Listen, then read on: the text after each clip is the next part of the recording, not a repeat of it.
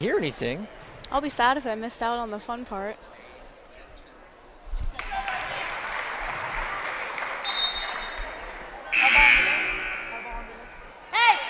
So I guess we did have a technical, and it's on. Let's see. It's going to go on Bryson. That's 3 fouls already in the first quarter, as a technical does also count as a personal foul.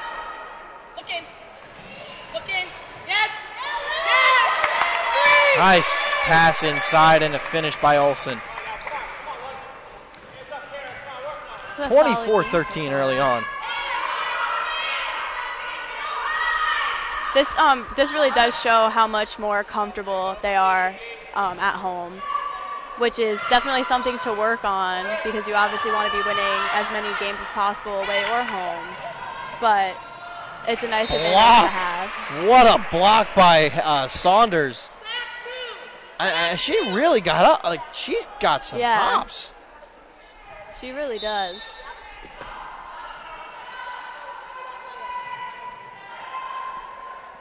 Give her like another 4 inches, she might be able to dunk. Yeah. Go down low, Emily. Not many women's basketball players that can or even try to dunk. I would love to be able to like have a feeling of dunking a basketball, but I'm 5'2", so I would have to be able to jump so high. An errant pass there by Ortiz, and it'll go back to the Pacers.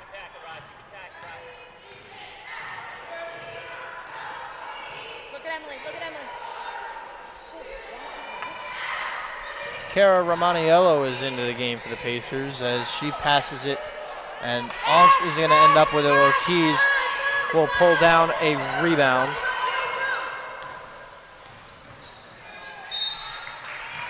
I think it'll be tough to be missing Marissa Fernandez-Tierney tonight because she had really been stepping in for Jade and she's been injured, and has been a really great sixth man, always comes off the bench, so great.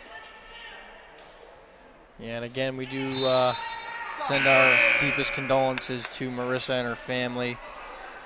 Yeah, it's crazy. We actually went to the same high school and elementary school and everything, and I played softball on a team with her and her sister when we were in like 5th and 6th grade, so I was really sad to hear that news.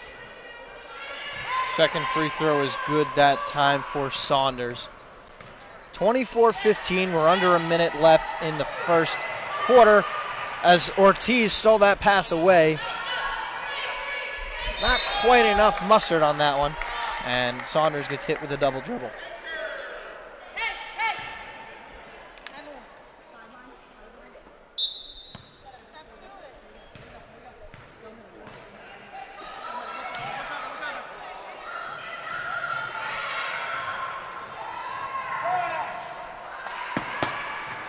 Knocked away and stolen away by Leck.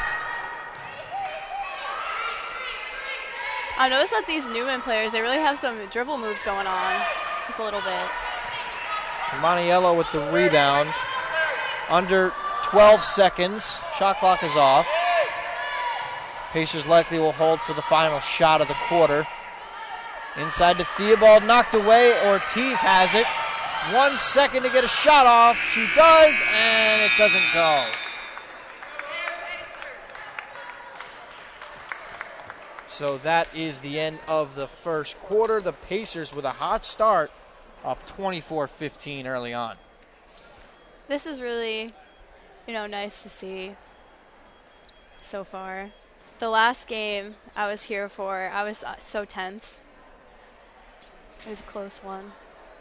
All right, well, let us quickly take a look at your Atlantic East Conference standings. As you see there, Neumann in third at the moment, 2-1 in the conference, 9-6 overall.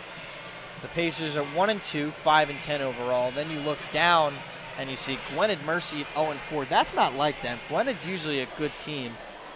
And then you have Wesley at 0-3, and far and away you have Marymount at the top, 13-4 overall. They're probably going to run away with the conference. Cabrini, we know, is always pretty good. They've beaten the Pacers twice in the semifinals, right the last 2 seasons, the Pacers lost to them in the semifinals of the conference tournament. And then you have IMAC smack dab in the middle between our 2 teams here tonight at 5-12 overall. Hopefully we can tie with Immaculata after tonight.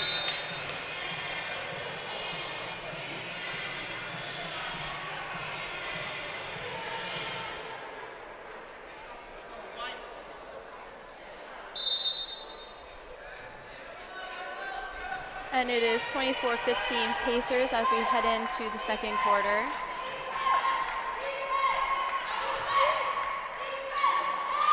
Three ball there. Doesn't go for Keebler.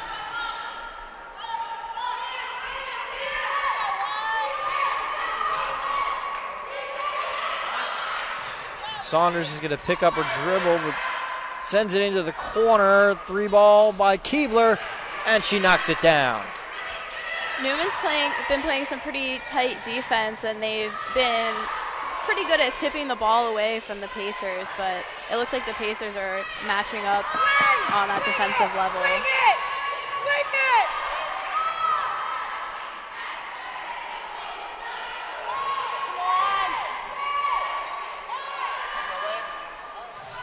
Not going to go. Ortiz with another rebound.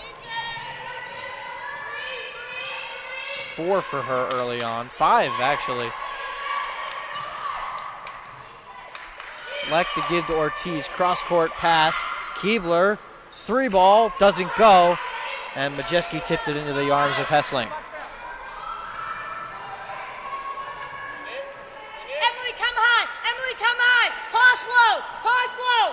Kick it high! Kick it high! Timeout, timeout, timeout, timeout, 30. And Coach Gabby Holko wants a timeout. Look at some other games around the conference. Wesley and Gwynedd Mercy in a battle of the 2 teams at the bottom of the conference. Wesley leads that one 20-13 at the end of the first quarter.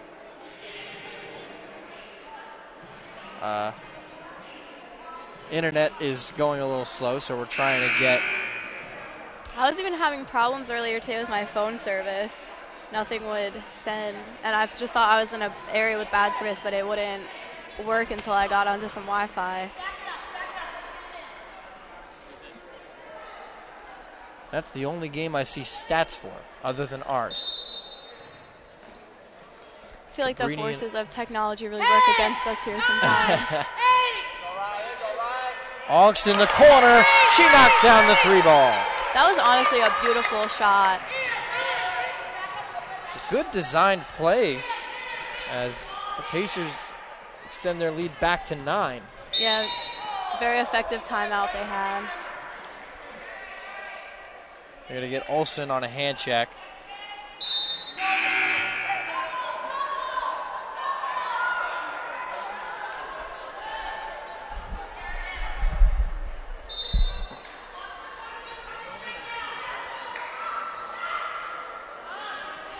And that was a 3 by Keebler in the corner.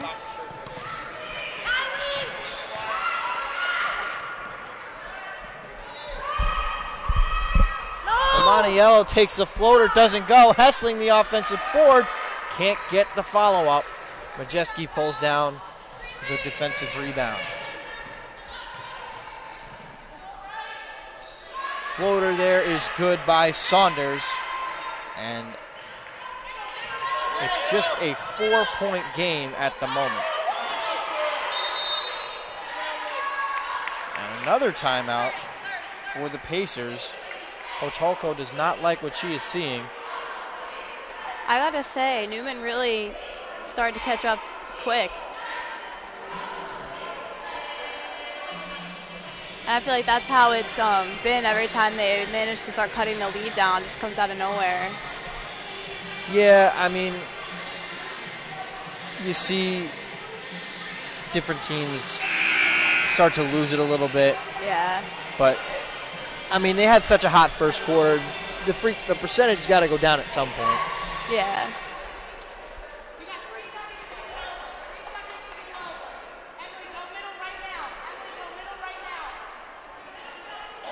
So there's going to be 23 seconds on the shot clock. Got to get it over half court. And they can't get it.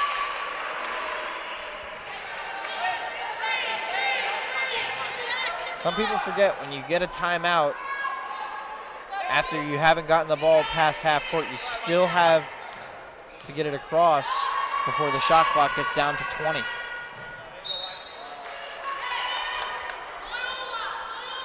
And it seems like Coach Holko really knows what she wants from the Pacers tonight. Warriors got trapped that time. Saunders with the easy left-handed lay-in, and it's a 2-point game, 27-25, 7:05 remaining in the second. Hessling from the free throw line, she knocks it down.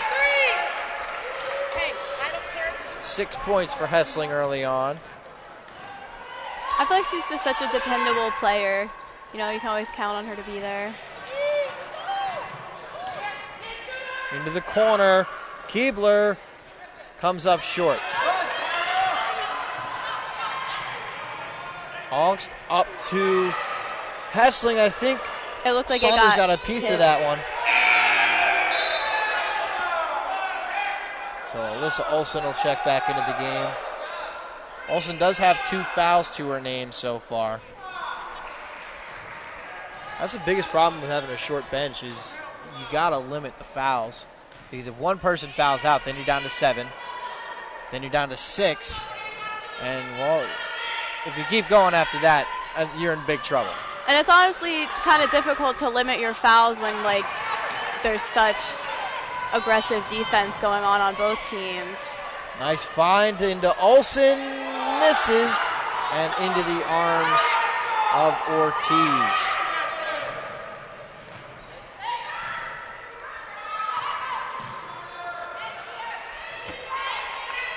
Into the corner. That's going to be a long 2 for Lecht. She doesn't get it. Ongst with the board. Nothing makes me more nervous than to see a player open in the corner like that, because that's such a classic shot. That was some find there by Ongst into Hessling. Tight window, gets the pass inside. That's where the team chemistry really comes in, to be able to find your teammates like that. Ortiz misses the 3, but a late foul by the referee, and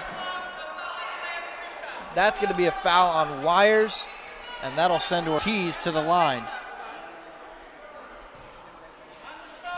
So Ortiz, 14 of 18 at the free throw line at 78%. First one was no good, so she'll have 2 more.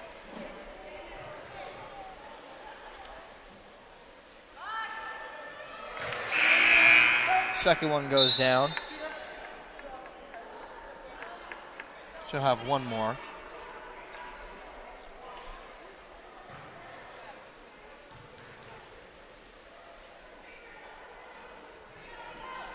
In and out, another rebound for Hessling, and that makes 4. Look in him. 4. I tell you what, that 4 rebound number, I think it's got to be more than that. She's got to have at least 5 by now. Yeah. Maybe even 6. But in their defense, I do keep stats for the TV station I work at a lot, and in their defense, it is very difficult to keep track of like rebounds and assists and turnovers and literally everything else. Things happen so fast. Like, I even missed when that technical was called. I have no idea why. I'm assuming it was probably some sort of smack talk, but we can always ask the referees at halftime. Yeah. It's kind of a shame that you're not allowed to do any smack talk. Like, I feel like, you know, in the 90s, the NBA, like, it's so fun. It's the fun part. Rebound number 5 for Hessling as she is going to be fouled late by Saunders. So the Pacers will get it back off the miss.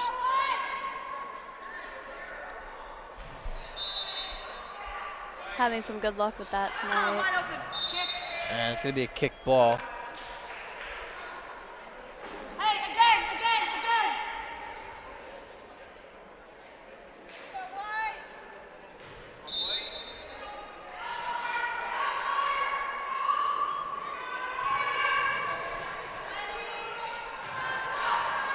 Inside to Hessling, and once again she knocks it in. She's in double figures with 10. Think we're going to see another double-double out of her tonight? I would not be surprised. We'll probably get that double-double watch on her when she gets a little bit closer. Right now she's only at 5 rebounds, so maybe in the second half we'll see that. Wires, a deep 3, comes off. Rebound there by Courtney Murray.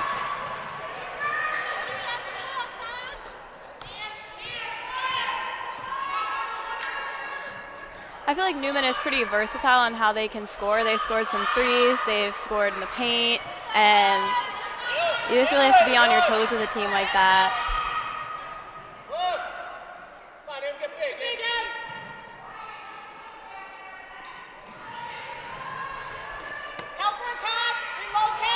Theobald kicks it back out to Angston Wires now with 10 to shoot. 5-point lead for the Pacers. Gets Saunders in the air. And a made shot by Augst. That was very nice play. Saunders is going to take it at the top of the key, gives it off to Murray. Saunders inside, and a missed shot into the arms of Alyssa Olsen.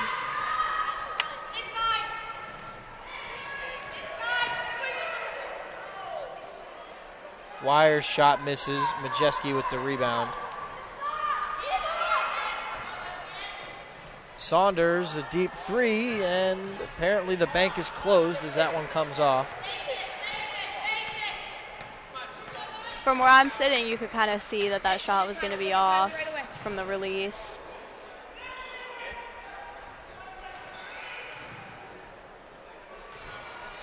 Theobald inside, and that was a tough miss. And it's last touch by Neumann, and it will stay on this side of the floor with the Pacers. Natasha.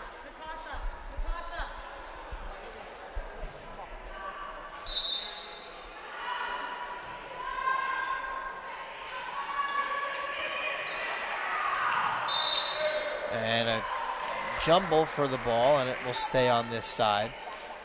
So only 3 seconds come off the shot clock. So you really have to watch out for Neumann. They love stealing the ball. They love to tip it away.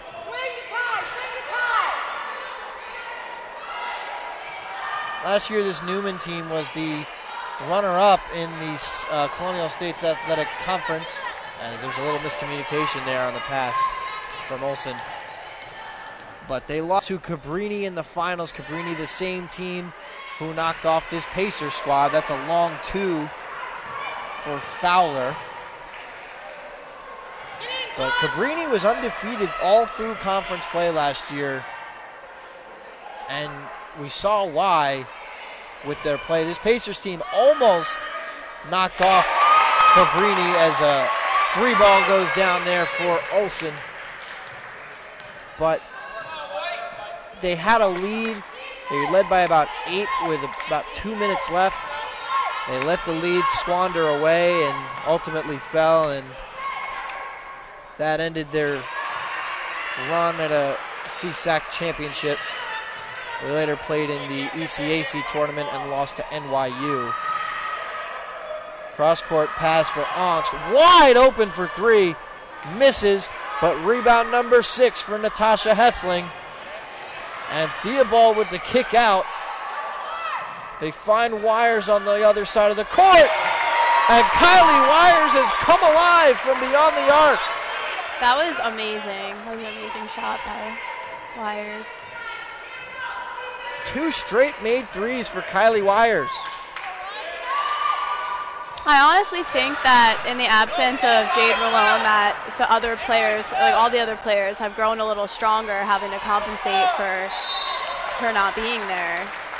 Theobald grabbed the rebound and was fouled on her shot attempt, so Shield will go to the line for 2. And she is a solid free throw shooter, 71%, 27 of 38. Also been a key contributor for this Pacers squad this year, averaging a touch under 9 points a game and 5 rebounds.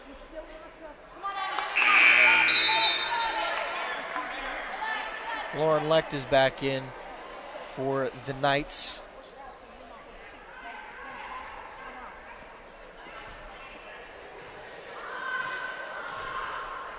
Nine-point lead for the Pacers, 35 seconds left in the first. Another rebound for Hessling, and another easy lay-in.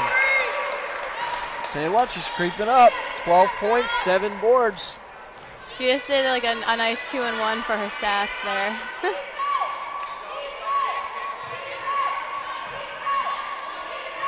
Into the corner, that's Fowler. 3 ball doesn't go. Olsen pulls down a rebound. That's number 5 for her.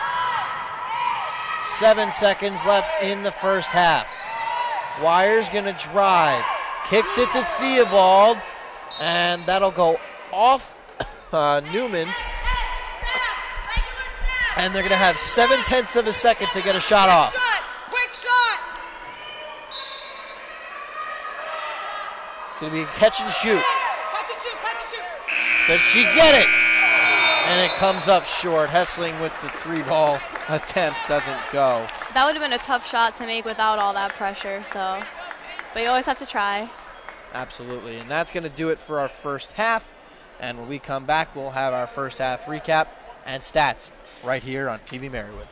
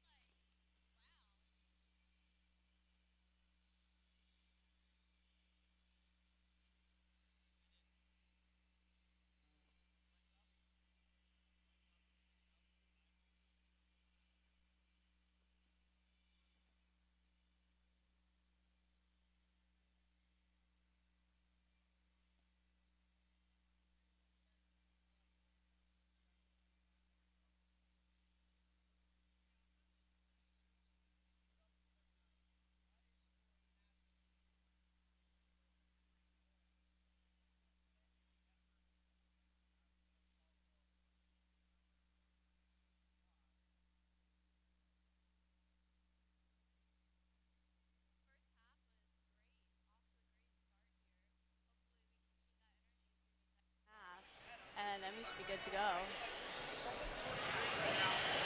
And I feel like the Pacers are playing very well. They are. They're knocking down their shots. Neumann is putting up some tough defense, and they really are a very good team. So to be able to hold a lead over them like this for so long, that's hard. That's great work. That's hard work. All right, let's take a look at our halftime statistics. And it's been a tale of two teams playing really, really well. Both teams shooting above 40%. Pacers 44, Neumann at 41. Honestly, though, the number that really jumps out to me is the rebounding. I mean, look at the advantage. Yeah. 26 to 16. I mean, and the 3-point percentage, Pacers 60% that too. Yeah. of 3-pointers made versus Neumann's 21%. Pretty much everything is as expected. 50% from the free throw line. Neumann with 8 steals and 4 blocks. That's a big number. See, now blocks, they don't count as turnovers, but steals, obviously, they are. Yeah. And that's 8 of the 9 turnovers. So some of the steals, you can say they weren't necessarily on errant passes. No they one's were on shacked good in plays. a fool out here. Exactly. Like that. Those 9 turnovers aren't necessarily bad turnovers. Yeah. They weren't terrible. Yeah. But as we said before halftime, Natasha Hessling is in our double-double watch at 12 points, 7 boards. Well, needless to say, she's in our double-double watch pretty much every game. Yeah. She averages a double-double, so that's not surprising. That, and now she holds the single-game record for rebounds by a Pacer with 20. She did that in the Wesley game.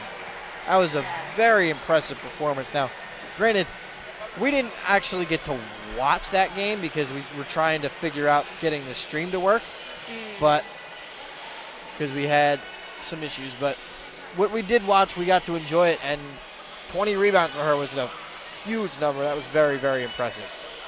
That would be a huge number for anyone. That's a huge number for an NBA player, yeah, let alone that's what I was going to say. A Division III collegiate athlete. Yeah. I mean, I'm looking at Karl Anthony Towns the other day. He put up 27 points and 27 rebounds or something like that. That's something crazy. Yeah. I feel like it's so crazy for the NBA just because, almost everyone is at that level. So Neumann starting the second half is going to move right to left on your screen, and the Pacers moving left to right. But looking out there for Neumann, it looks like it's their starting 5. Lecht, Saunders, Keebler, Bryson, and Majeski. And it is the starters for the Pacers as well. It's Wires, Ongst, Theobald, Olsen, and Hessling. So we're underway in the second half. Once again, the Pacers with a 9-point lead. And an easy jumper there for Natasha Hessling once again. 14 for her. Well, I was back by the control room. I heard some cheers coming from the locker room, so it looks like there's some good energy going on for them. Well, they're playing well. They're putting up points. I mean, they only average 56.5 points a game. That was a nice play there as they almost had a steal. Another miss. Majeski with another rebound. They're going to get a jump ball. But quick start here in the second half. The Pacers up their lead already to 13.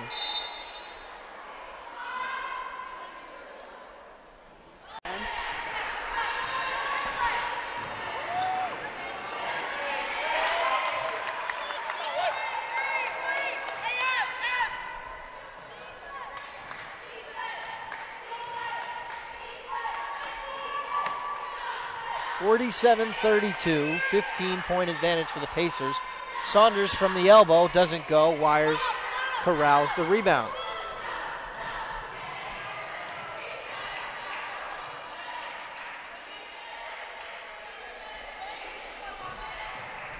Wires going to drive over the taller defender, but Theobald right there to collect the rebound.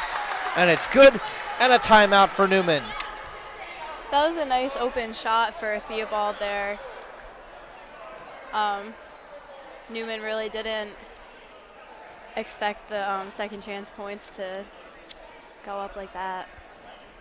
So, for those of you in attendance that may be watching this at a later date, some of you may have received this really cool Marywood Pacers t-shirt that the cheerleaders will hand out for fans during the game.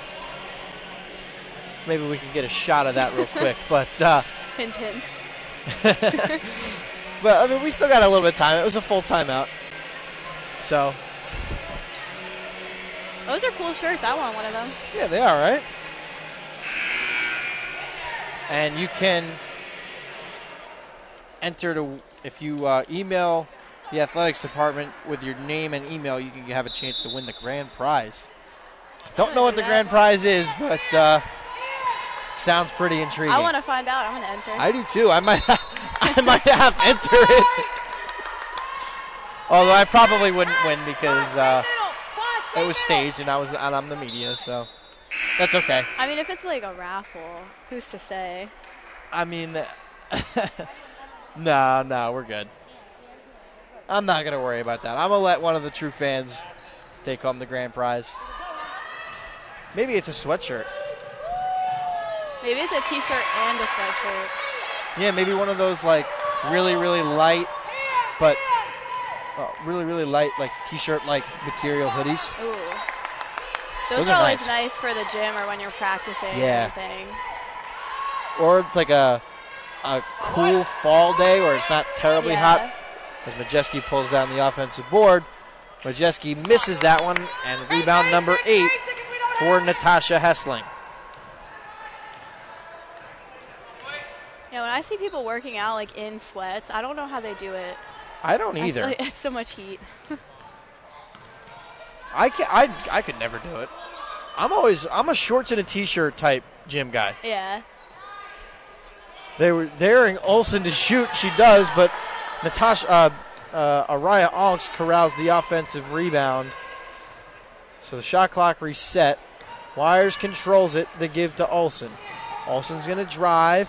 Pass inside to Theobald. Theobald, the up and under is good.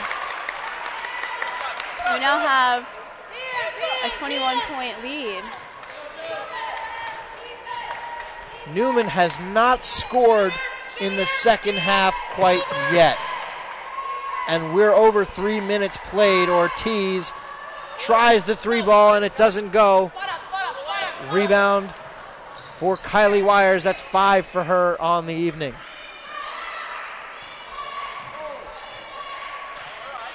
Olsen has it up top. The kick over to Wires. With a little hesitation move, she pulls it back out to the top of the key. Kicks it over to Olsen, swing to the corner. Pass inside, kick out to Wires. The three ball by Wires doesn't go. And I think they're going to get a foul on the Pacers here. Might go on, yes it does. Goes on Natasha Hessling.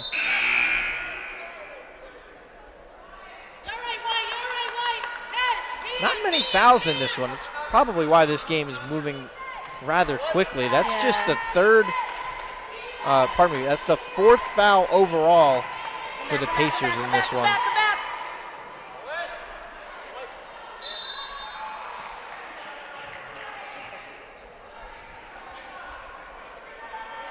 Theobald will be guilty, and that'll send Saunders back to the charity stripe. Listen to her free throw number. She's 145 for 185, 78%. How do you get to the free throw line that often in, 15 games? The James Harden of Women's Division III. You hit the nail on the head right there. That's like, it's almost 200. So you're getting to the free throw line 15 times a game. Yeah. Which, like, before that came up, I was going to say, like, it looked like she was kind of looking for a foul there, which is totally James Harden style, so. I mean, if she does put up numbers like James Harden has scored Yeah. 30 points in, what is it, like 12 straight games? Maybe even more than that? That's just that's ridiculous. Foul there is going to go on Fowler. And that'll send Kylie Wires to the free throw line.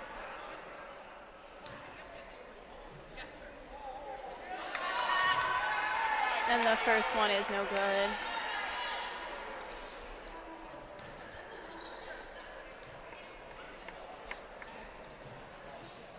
And the second 0 of 2. one off the back iron. Saunders, the pull-up J, is good from the free throw line. And she's fast. She has got speed. You're right. She's quick. I mean, she's quick. She can jump. She can score. Very agile. They're going to get Lecht with that one. That's her second.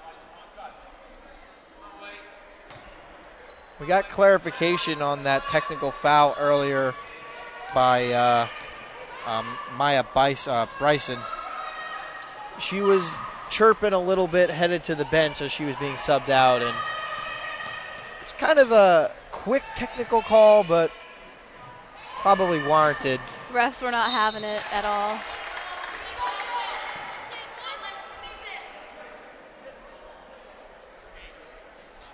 That'll be on Fowler again. That's her third. I feel like you just jinxed it. Talking about how little fouls there were, and now there's been 2 or 3 in the Ain't past that how it goes? few minutes. Olsen knocks down her first. But that's just how it goes, though. I mean, if you look at the media industry, especially announcers, they always manage to jinx it. Like if I said she was going to make it, she'd probably miss. Oh, that time she made it. Good thing, okay. Good thing you I'm definitively good. I said didn't say it. I didn't definitively say it. You That's said fine. if. I said if.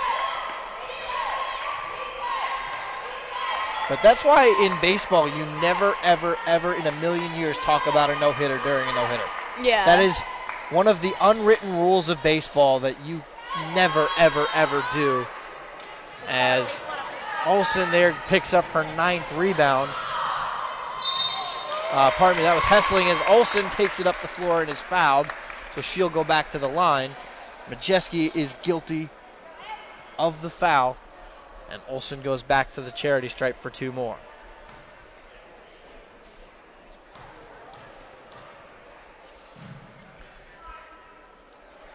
First one goes.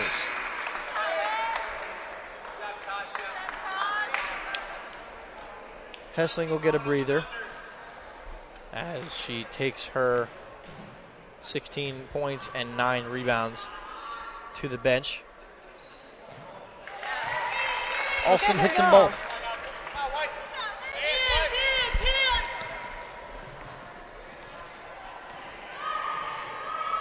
Shooter! Pass inside. Good job! That was Shanice Boyd, Hey, Kate, take it out. the 6'1 freshman out of Philadelphia, Hey, Emily, number 32. right over there. Kate, you're going middle. You're going middle.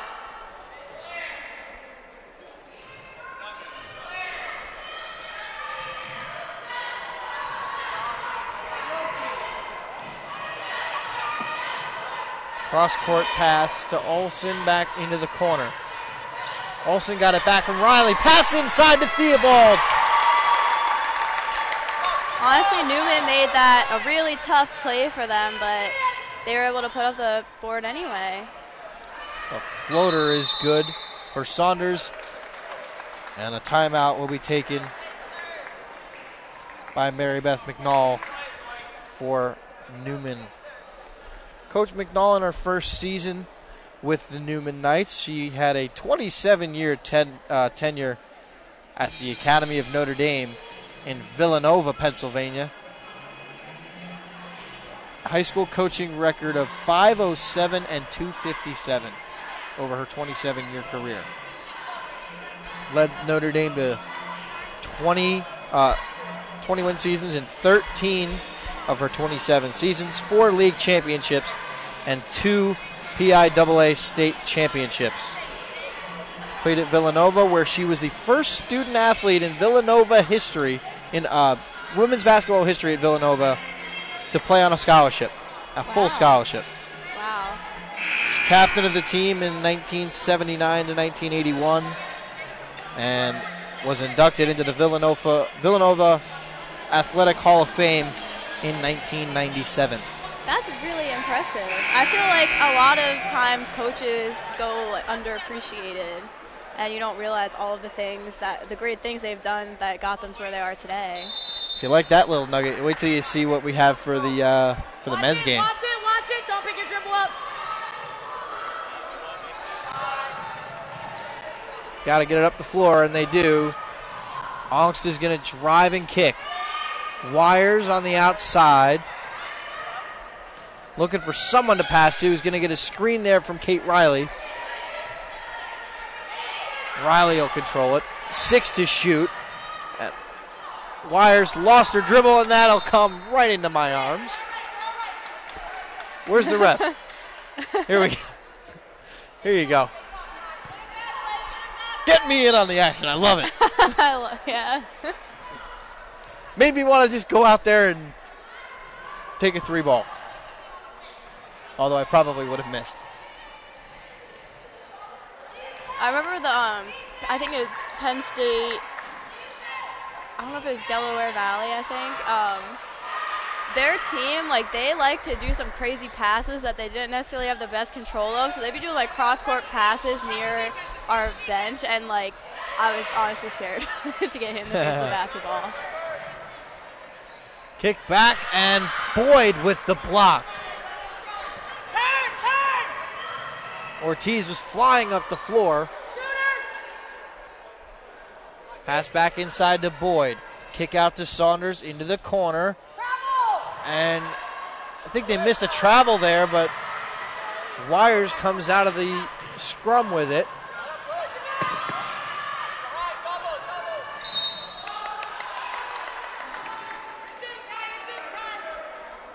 And we're going to get a foul here. Let's see who that is on. That's going to be on Lecht. That is her third. I need to get a better pen. Maybe something a little bit thinner because I can circle fouls a little bit better. Yeah. But since the Pacers are in the bonus, that sent Wires to the line as she made her first. She'll have one more. And goes 2 of 2.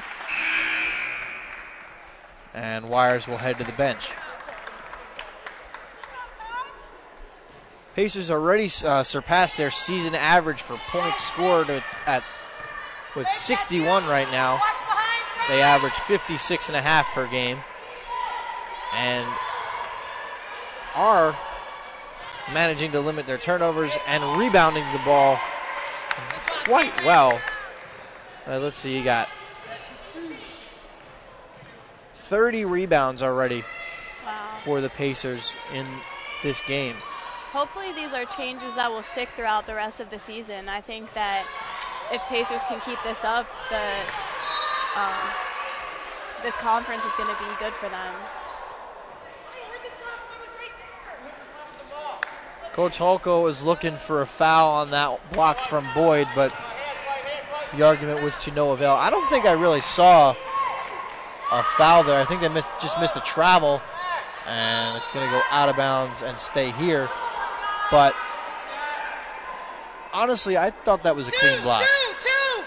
And it was a nice move by Ongst to get to the hole. Hey, listen. But that's what happens when you're going against a 6'1 defender when you're only 5'7. Yeah. Wide open in the corner for 3. That one comes off, and that's that's Hessling's 10th rebound. Make that her 9th double-double of the season. Honestly, to watch Boyd in the paint, especially when she has her arms up and everything, it's how do you stop her, you know? Nice find inside, and we're going to get a foul. That's going to go on Saunders. That's her second. And Theobald will go to the line for 2. 71% free throw shooter is Emily Theobald.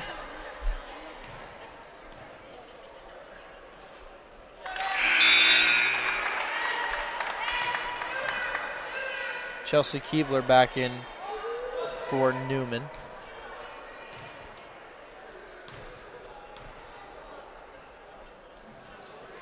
Second one, no good. That's 9 rebounds for Jalen Ortiz. Hasn't scored much, but she does have 9 rebounds. And that's going to be a steal there for Araya Ongst.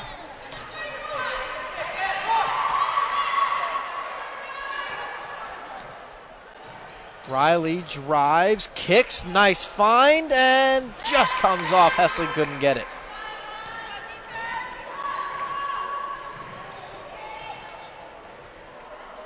Sweet little pass into Ortiz. That was through a really tight window there. Yeah. Neumann puts the full court trap on. As they do get it up to Riley, we're under 40 seconds to play in the third. 20-point advantage for the Pacers, 62-42. Riley's going to take a 3. She doesn't take too many of those, but another rebound for Ortiz. That is number 10.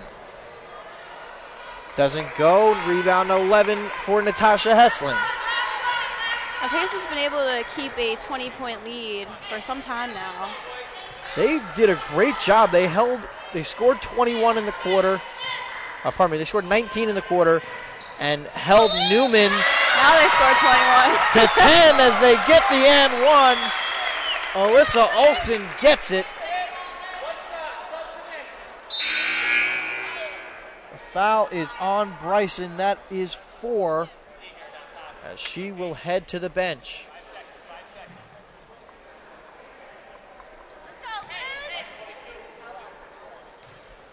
About 5.5 seconds left on the clock.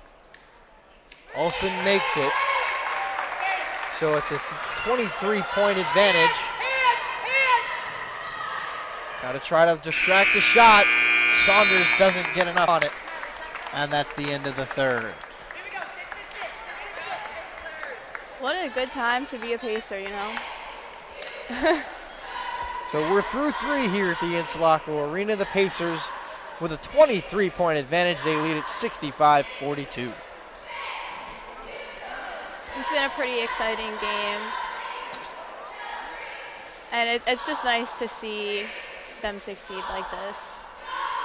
It makes you really proud of them. You're like, I'm so proud of my school.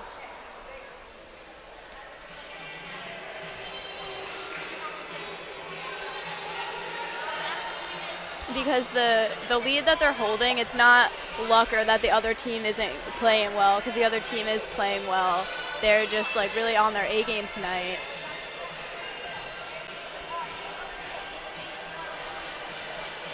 So if you're just joining us, we are here at the Insulaco Arena.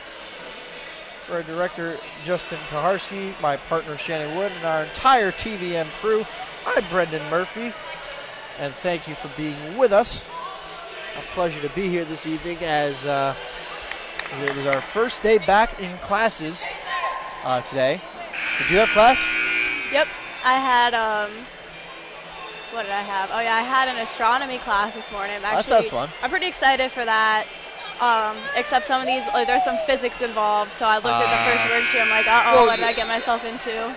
You could be the next Sheldon Cooper. I'm sorry, no, he's a physicist, but what is he? I'm thinking, I don't know. I can't remember. My dad would know. Very he smart loves the Big Bang scientist. Theory. By the way, I would like to give my dad a little shout out. I'm sure he's watching right now and still recovering from surgery from double knee replacement. See him over the weekend. Go to it, good job. Hessling pulls down another rebound as Ongst will bring it up the floor. Theobald kicks it out to Wires as she's just checked back in at the start of the fourth. Ongst from the free throw line doesn't get it. Saunders pulls down a board. That's number 5 for her. Good job, Ryan. Just fill out to the wing. Sink in. 3 ball by Keebler. No good. Off the glass and the iron. In and out there. Pass inside to Theobald, and she misses. Boyd corrals the rebound.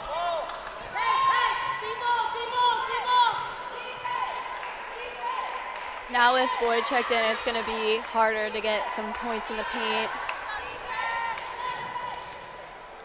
Different look on defense for the Pacers. They went to a 3-2 zone. Something that you don't see from them all that often, but it's worked. It really has.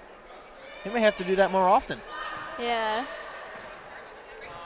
Take a page out of the book of Jim Boeheim from Syracuse, who just, by the way, a couple nights ago knocked off the #1 team in the nation in Duke.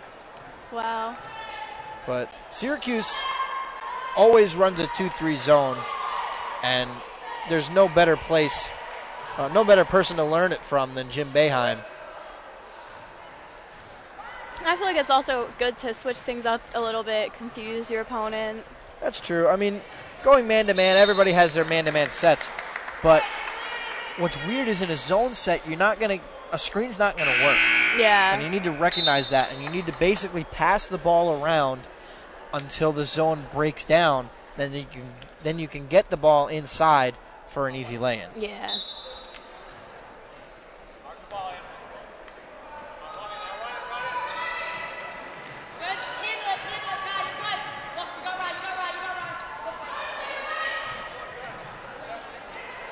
Into Theobald, blocked again, that time by Saunders, and Hessling gets it once again. Another big day for Natasha Hessling. Straight out! 18 points and 15 rebounds. Wires gets another rebound, that's number 7. Olsen, the drive, the step through, and the lay-in. Wow. 71-42, 7:12 remaining. I feel like now we're at the point of just, rubbing it in a little bit. And you could say put in, as Augst misses there and a foul there by Theobald, you can say that you want to put in the reserves and give the starters a rest, but you really can't. Yeah. You have 8 players that are suited up for the game tonight. Yeah. That's a good point. Hessling heads to the bench. I wouldn't be surprised if that's the final time she checks out for the game. And if it is, she'd finish with 20 points, 17 rebounds. On one hand, when you have a smaller roster, like you have your best players playing almost all of the time, but then you have to be careful that they don't get fatigued or anything like that, because that would obviously impact their performance negatively. Majeski gets a rebound and the bucket. You could hear Coach Halko there. She's saying way too many second chance points for Neumann. Let's get that number right now as to what it is total. We're going to get a hand check here. Did he just call that an arm bar? I believe so. I thought that's Ronda Rousey's thing.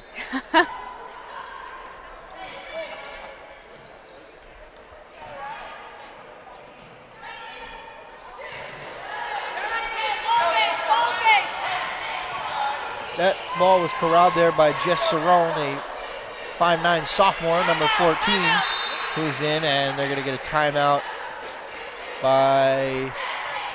I heard Coach Halko calling for a timeout, but it might be... I think they gave it to Neumann. Both of them wanted a timeout. Either way, they got it. But second chance points, and actually let's start with offensive rebounds. It's 10 offensive rebounds for Neumann. And let's see, 7 second chance points. That's really not even that much. I mean, if you look at it, the Pacers have 11 offensive boards and 15 second chance points. Yeah. Neumann has not led it for any point in this game. The Pacers right now, actually, they had their largest lead when it was 71-42. That was a 29-point advantage.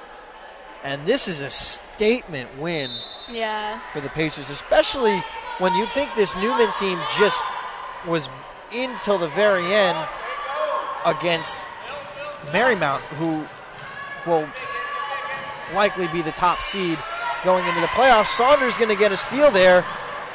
Ongst tried to get the block, and Saunders makes it. So it's back to a 23-point deficit for Neumann. Nice little spin move by Olsen as she'll be fouled by Majeski. Actually, they're going to get Keebler with that one. I'd say that down. The fouls are really getting Neumann tonight because so many extra points for the Pacers. Olsen knocks down the first. And Olsen knocks down the second. She's done well from the line tonight. You got corner, Liz! You got corner!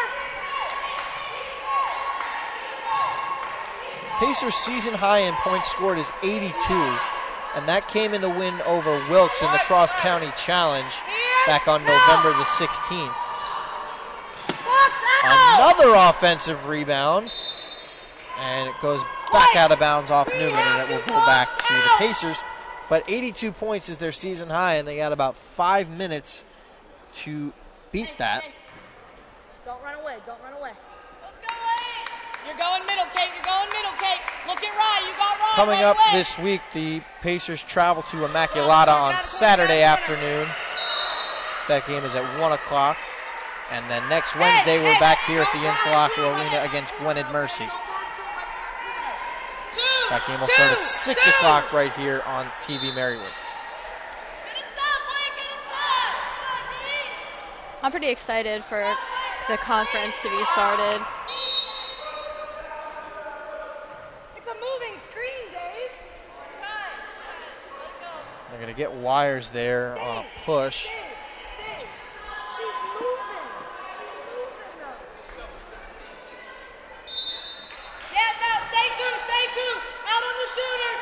Out on the shooters. Olsen off the steal.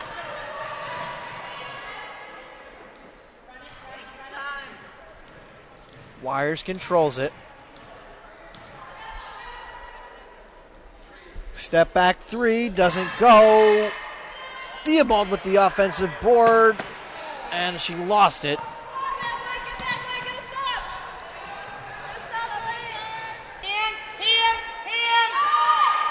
Three ball by Keebler. She knocks it in. And Hessling heading back to the scorer's table to check in.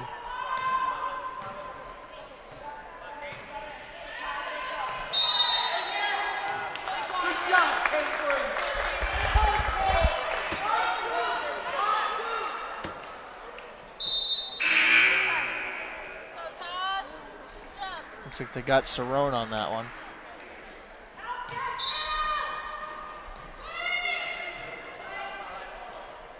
Into Oggs, the three ball, she knocks it down. In the second half, Neumann has really been fouling a lot. Last quarter they had 5, I believe, and they're up to 4 fouls this quarter. So that's 9 for the half. Oggs having herself a day from beyond the arc. Only 29% from 3 coming into the night, but she's 4 of 5 from downtown. Don't pass it to him in the corner. Look at it. Here we go. Handle it. Newman's really going to want to be careful with the fouls because one more and Pacers will be in the bonus. And when you are in a 20-plus point deficit, you don't want to be giving away free points, you know.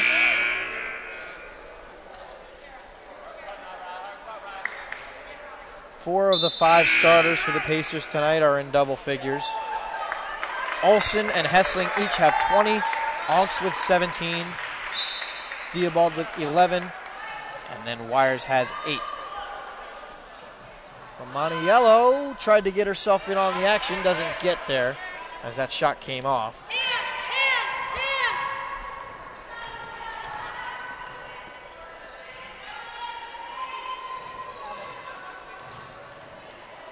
Stolen away by Hessling.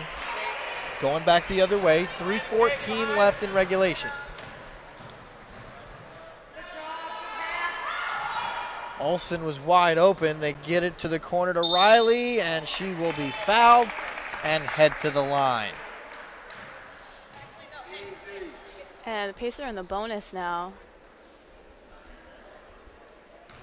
So like I said, Newman's going to really want to be conservative with their fouls now.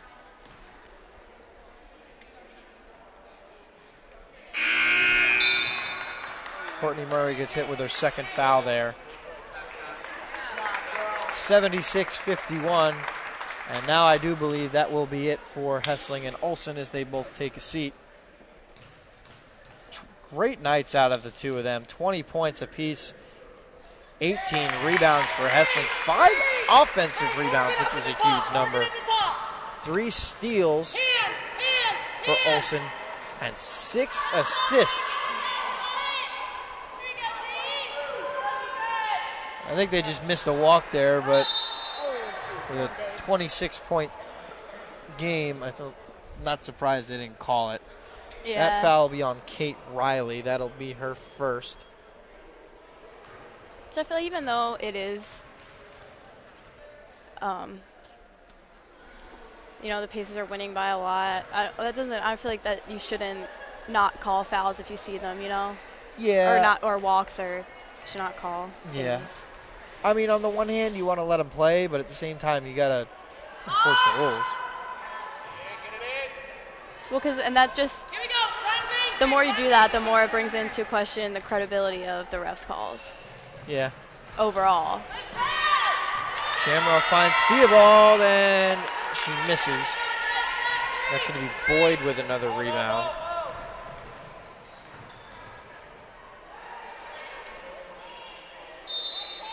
And they're going to call Riley on a walk. I think she was trying to fight for a jump, but That's very interesting. nothing really to complain about.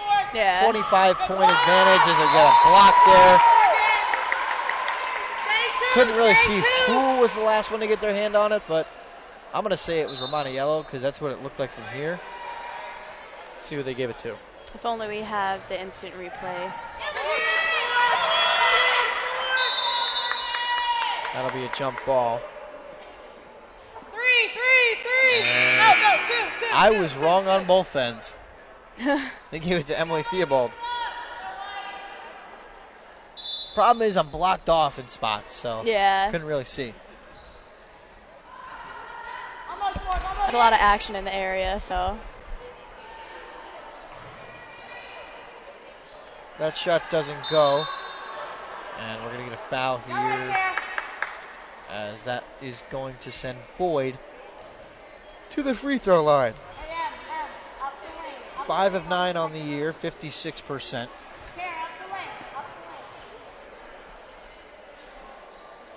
And the first one misses everything.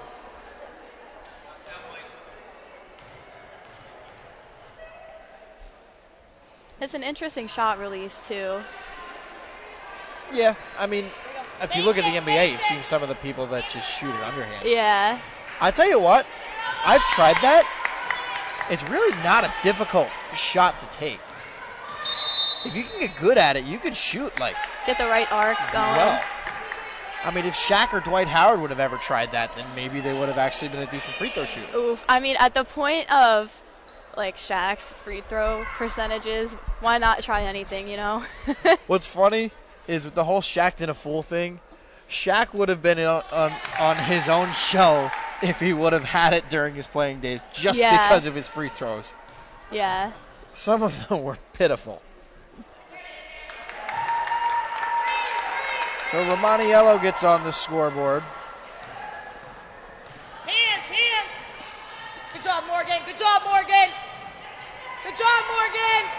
I would honestly love if I end up in, like, the sports entertainment industry to just have my own show where I highlight the funny, dumb things people do in sports games. ESPN's not top 10. The butt fumble. I mean, as a Jets fan, that was hard to watch the first time, but the more they played it on Not Top 10, it just got funnier and funnier and funnier. Up the lane, up the lane. There it is, Emily. Good box out, Em. I still don't understand it. Like, was he just not looking? Like, because he ran right into the lineman. I don't know. Or the NBA Finals last year, and J.R. Smith just, I don't know. We're up by one, dude. We're up by one. No, we're tied. The look on LeBron's face. The arms. During that whole thing. It's like the arms out like he's got he's like, please. Crazy look on his face. Like, dude, what are you doing? Hey, let's go blue. Let's go blue. I can't blame him there. I mean, people wonder why LeBron's hairline was going when he was in Cleveland. Like, now that he's in LA, it's really making a recovery. Now we all know that it was J.R. Smith, and that was the reason. Yeah. Cerrone will come back in.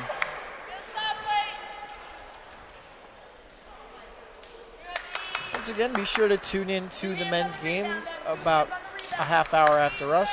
That game will be coming out at about 8 o'clock right here on TV-Marywood. It's going to be another fun game. Jump ball goes back to the Pacers. I'm excited to see the performance that the men's team is going to put out with their current conference record. 3-0, that's a hot start. Big win over Cabrini last week. That was the first time they'd beaten Cabrini in, gosh, I think it was 2011. Wow. Was the last time. And Morgan Shamrow gets on the board, and every Pacer in the lineup has scored.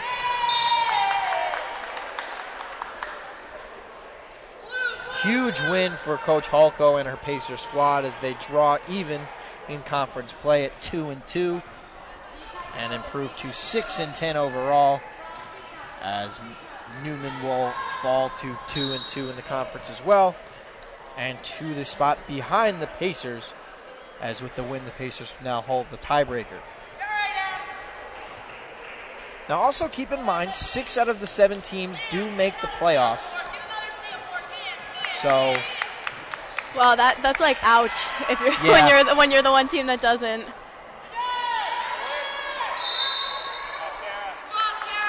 But hopefully this game is a turning point for this conference and this season for the women's team, the Pacers. They're going to get Theobald on a foul here. But this is all just garbage time at this point. The Pacers probably just walk down the floor, run out the clock. But right now with a 22-point advantage, 80-58, 27 seconds left, 80-59 now. And Wires will bring it up the floor. Just get it over half court, and that will do it.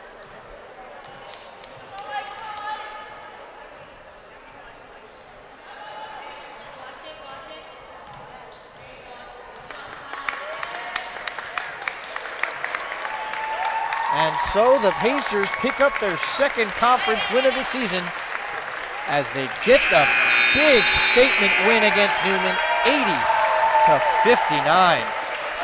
What a game. What a way to start off the night. We'll still be here for the men's game, so.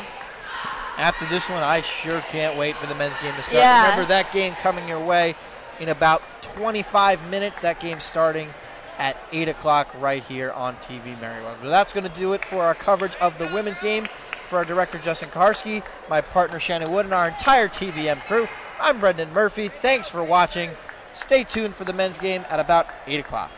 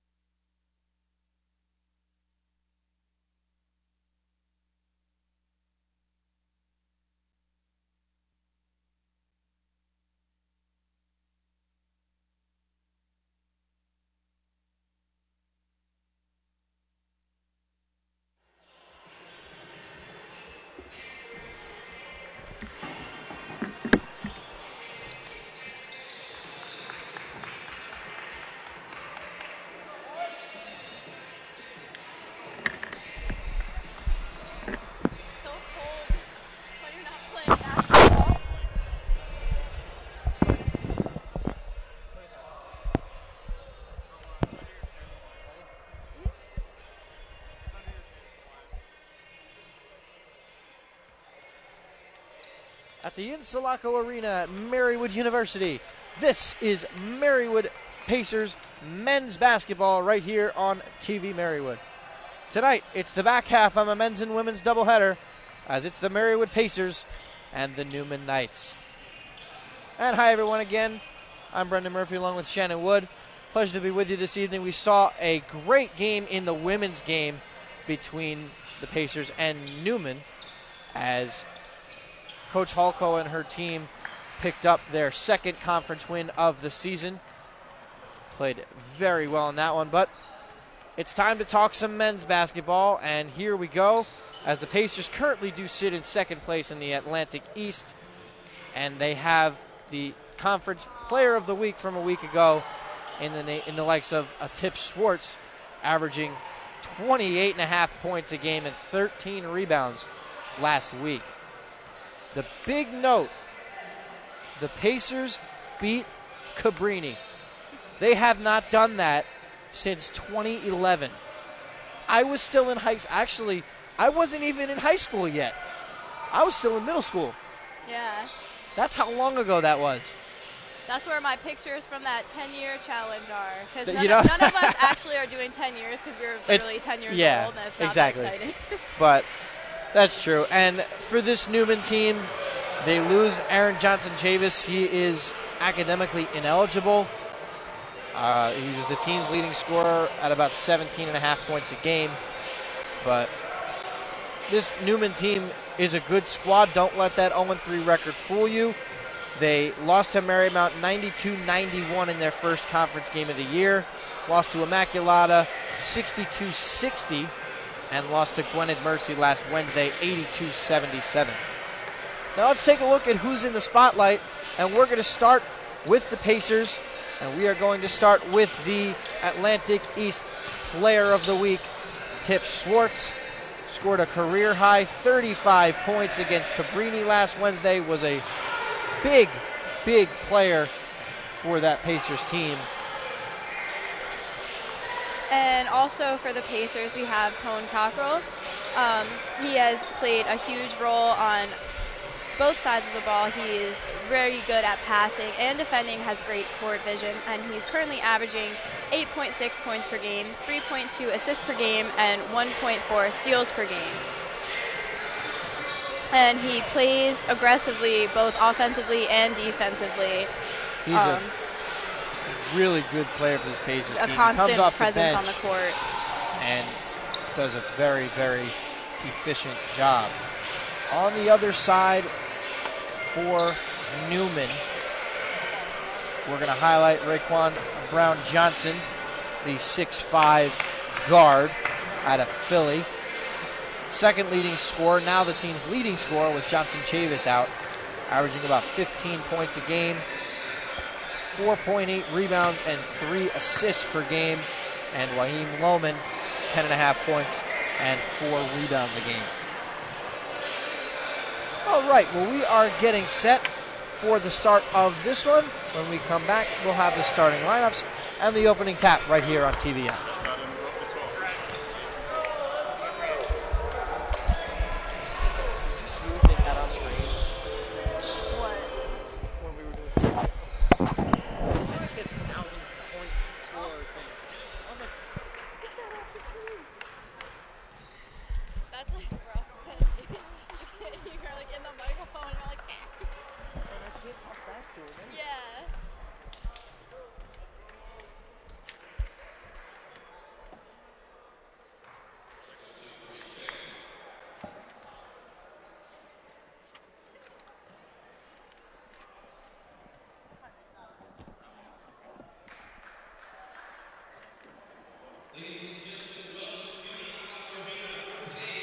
Atlantic East Conference men's basketball matchup between the Knights of Neumann University and your Marywood University Pacers. Before we begin, the NCAA Atlantic East Conference and Marywood University promote good sportsmanship by student athletes, coaches, and spectators. We request your cooperation by supporting the participants and officials in a positive manner. For this afternoon, for this evening's contest. Or other intimidating actions directed at officials, student athletes, coaches, or team representatives. as well as tub intoxication. The consumption or possession We'll start of with alcohol beverages Neumann and University. are grounds So for Neumann, we have Raquan Brown Johnson, junior, 6'5", number 0. Raheem Lohman, junior, 6'3", number 4. Mark Perry, senior, 6'4", number 5. Nasir Cassell, sophomore, 6'3", number 12. Jordan Collins, senior, 6'3", number 21. And for the Pacers, we will have Donovan Ketching, sophomore, 5'9", number 2. Tip Schwartz, senior, 6'5", number 3. Zach Tinkham, junior, 5'9", number 4. Jaden Roden, sophomore, 6'2", number 24. And Jeremy Ringland, senior, 6'6", number 33. They have Jeremy listed at 6'6". That's not right. Yeah. He's at least 6'7". He's right? 6'8". I got him at 6'8". I think he was like 6'7" in high school. Maybe. So the Pacers come into this one having won their last, having won their last 3 games, coming in with wins over Wesley College back on January 5th. That was a thriller. They won that one 101-94. I think they had 3 guys above 26 in double figures, something like that. But they had a great game. They beat Cabrini 78-74 and then beat Marymount on Saturday afternoon 70-66. Tip Schwartz picked up a double-double, 23 points, 11 boards. And the team was down by 11 at the half, came back and picked up its 11th victory of the season. Definitely some good action going on here, and hopefully that will continue into tonight. Okay, the referees are pretty much set. We're getting to half court. The Pacers wear the home gray. They are going to move right to left on your screen, and Neumann in the road blue moves left to right.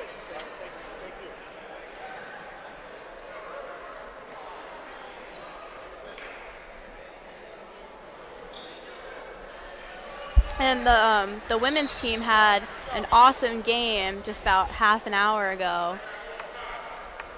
Picked up their second conference win of the year, did the women. If you missed that one, they got the victory 80-59. Yeah, it was a great game.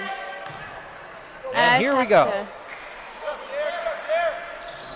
And it will be Neumann to control the basketball off the opening tap.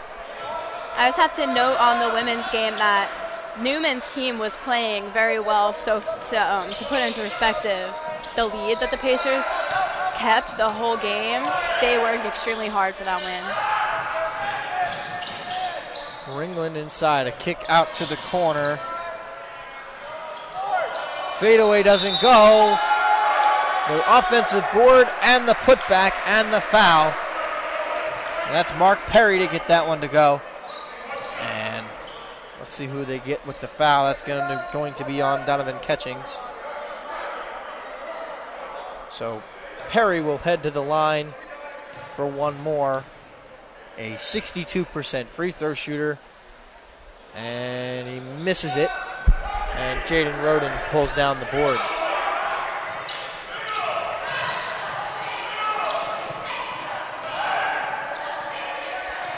Jaden Roden may only be listed at 6'2", but as we saw in the women's game with Nafisa Saunders, he's really got some hops. He can get up there.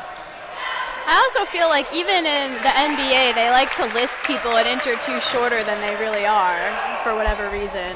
So then how tall do you think Kristaps Porzingis is? What's he listed Because he's listed as? at 7'3". Oh, boy. Maybe, I don't know. That would be crazy. But I know, like, what is Kevin Durant listed as? I think he's at 6'11". He's definitely at least 7 foot.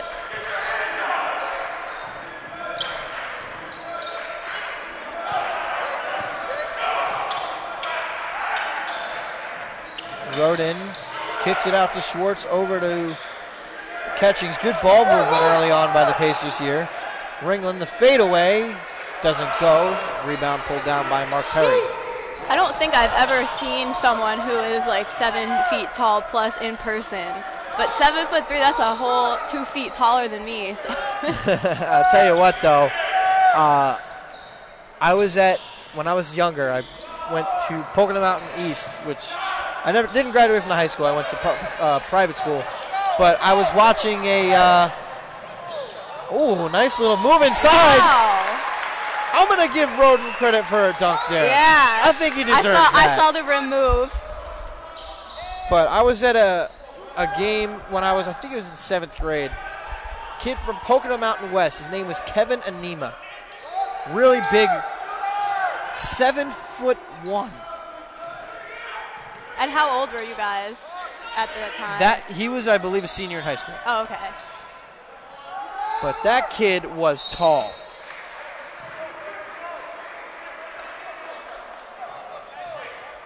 They're going to get rode in on that one. That'll send Collins to the line. A modest free throw shooter at 68%. First one comes out.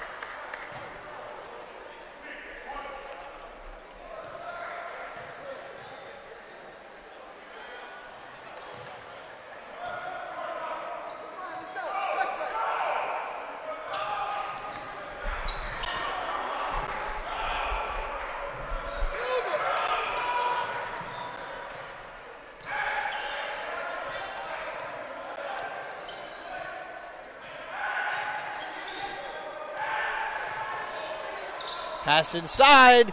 The alley-oop lay-in is good. Great offensive possession there by the Pacers. I feel like from the home games that I've seen most of them, that Roden is fairly new to like the spotlight he's in right now. He's played very well. He was a transfer from Division II last year, and he's put some quality minutes up for the Pacers and earned his spot in the starting lineup.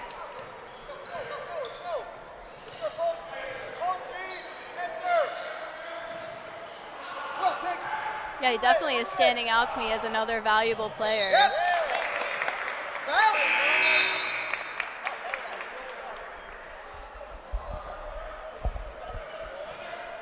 And I thought they called a foul on that. It looked like he was starting to call a foul and then he pulled it back. But they get it into Schwartz and he puts up the easy lay-in. And it's 8-5 Pacers. 16-18 remaining in the first half. Up to Brown Johnson. I'm sensing that this game might be a little bit more of a nail-biter than the women's game earlier. I would expect it to be. I mean, yes, the men have 3 victories in conference play, but they have all been fairly close games. Yeah. Ringland, a 3-ball, and he knocks it down.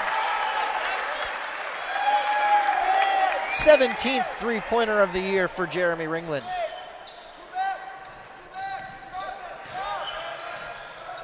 Jumper from the elbow doesn't go. That's Isaiah Wilmore, just in, a 6'4" junior, number 35.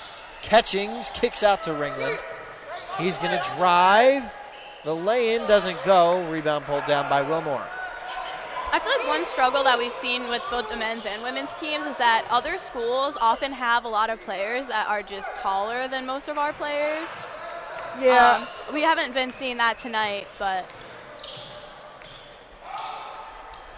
They get it over to Zach Tinkham, who takes the 3-ball. That misses.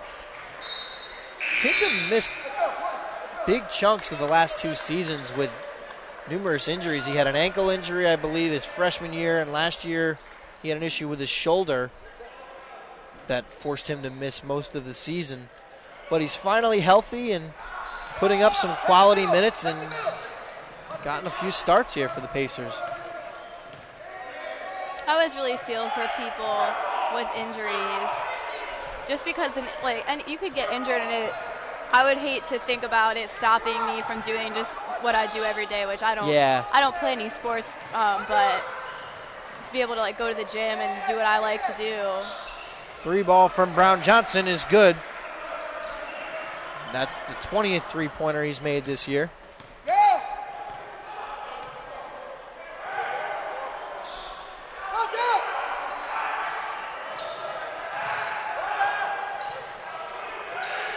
Schwartz, the deep 3 doesn't go. That was a pretty contested shot there, too. That was Malachi Tyndale that pulled that rebound down. And they're going to get Perry on a walk.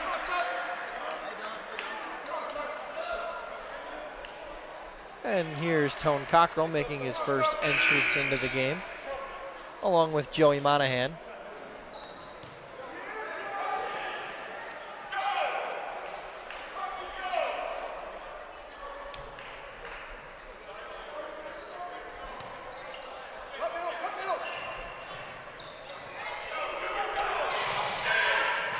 Put on the full court trap there, but it was to no avail.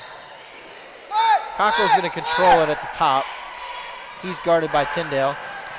Gets a screen from Monahan and kick into the corner.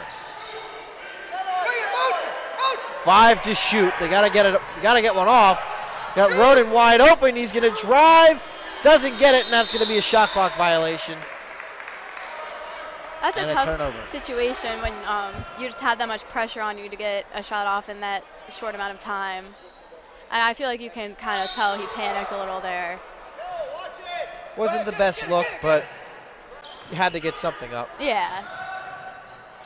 Free throw line jumper in and out. And Roden came down with the board. He jumped so high on that one. I think his entire head was above the rim. That's exciting because I'd love to see dunks. Well, I'm sure we're going to see at least one tonight. That's like the highlight of basketball for me. One of my former colleagues from Blue Ridge 13 down in Lehighton, who has since passed away, Dr. Bob Milkvey, when I was first interning there, got to know him a little bit. His signature catchphrase on a dunk: "Get the toaster out, it's jam time." That's something that I could have stolen it from him, but I feel like I can never do that. Nicest guy in the world is Roden is fouled, and he'll go to the line for 2. But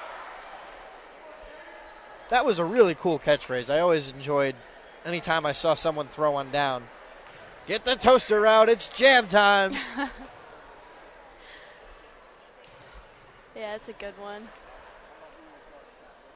Miss him. One of the nicest guys I've ever met in my life. No matter who you were, he was always nice. I didn't really even get to know him that well, but even in high school, he'd always, and he wasn't a baseball fan by any means, but he would always ask, "Oh, how's baseball going? How's everything else going? How's your family doing?" He's just so genuine, one of the nicest people I've ever met in this industry.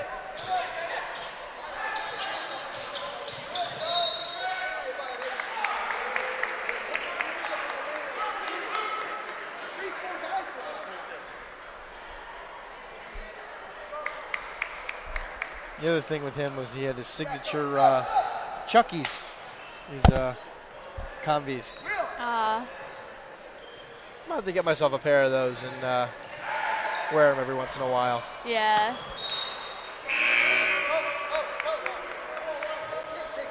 I know it's been stereotyped to like basic girls, but I think that white Converse look nice with most outfits, so.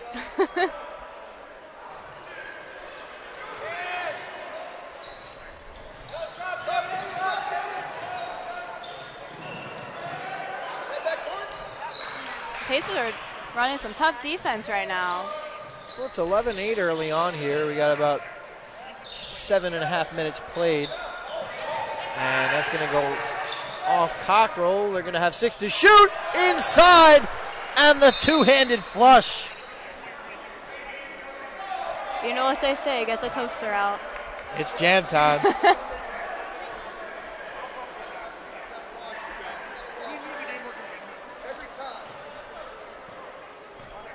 Sassouni Abdurhamni jammed that one home, and that was with authority.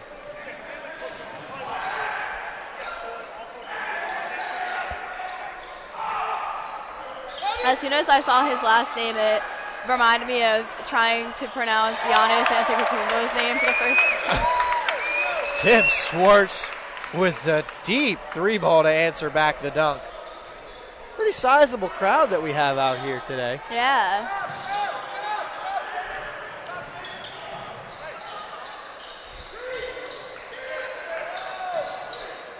Three ball there is good by Dewey Johnson. He answers it back with one of his own.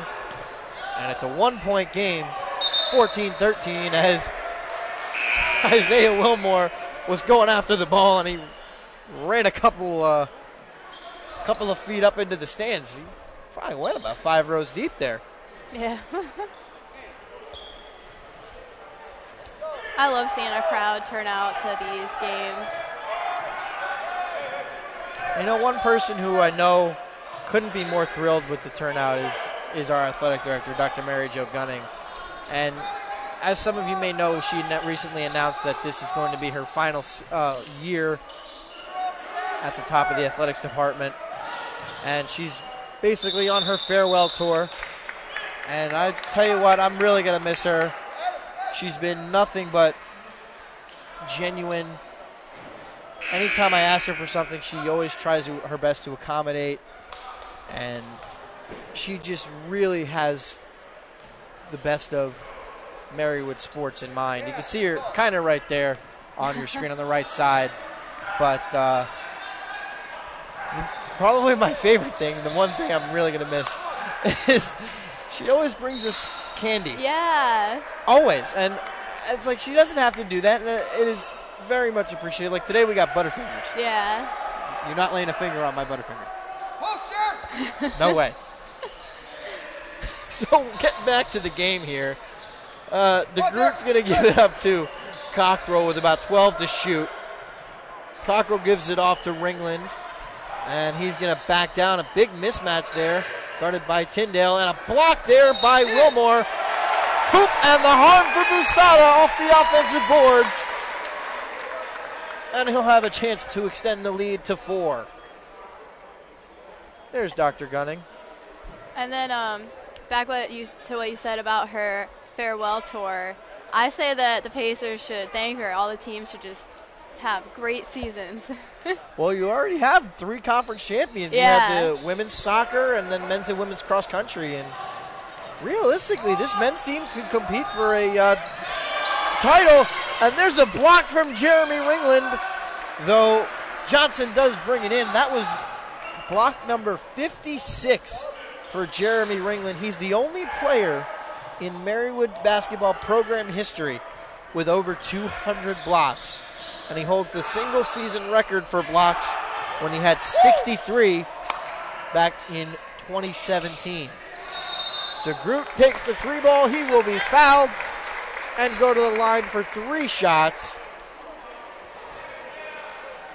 They're going to get that one on Castle. Nasir Castle's guilty of that one. And Newman's up to 5 fouls already. 10:05 left in the first half, and you're 2 away from the bonus. So DeGroot 24 of 37 from the line, now 25 of 38 at 65% for DeGroot from the free throw line.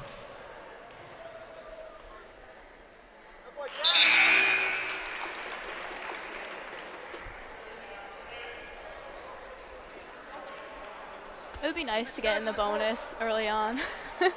Yeah, but at the same time, that means the game goes longer. Yeah. I mean, I have a 9 a.m. tomorrow, so I Me need too. to get my beauty sleep. Me too. Got film class. I have basic aquatics. That's fun. I was thinking about signing up for like one of the 1-credit lifting classes, but I just decided that 9 a.m. was not the ideal time for me to lift. Yeah. So. So DeGroot hits all 3 of his free throws. Pass inside to Perry. He misses. Tries for an offensive board. The ball's flying around. And Schwartz finally comes down with it.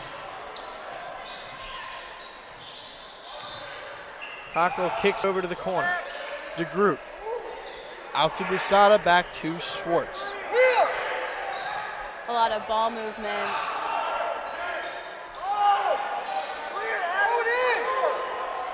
Under 10 to shoot. Ringland finds Cockrell. The deep three ball doesn't go. Collins picks up the board.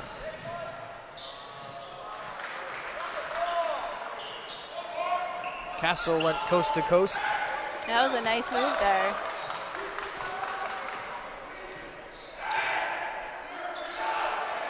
Ringland's going to give it off to Schwartz and gives him a screen. Schwartz going to drive and a block by Wilmore. And he hits it off Schwartz. Great defensive play by Wilmore. And Neumann will get it back. Rodin will check back in as Schwartz takes his seat. I feel like that's like a little bit of strategy there to block someone's shot and then make sure that it like bounces off of that player so your team gets it back.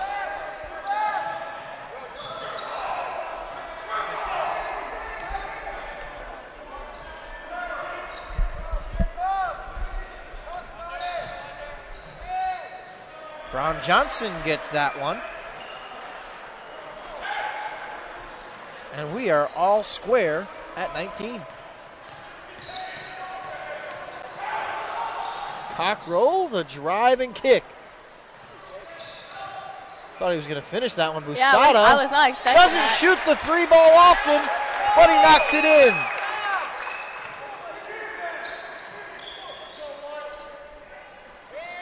Busada, not your prototypical three-point shooter, but he couldn't have been more wide open, and he knocks it down. Yeah, I feel like when you're tied to get a three-pointer, that's a very nice little boost.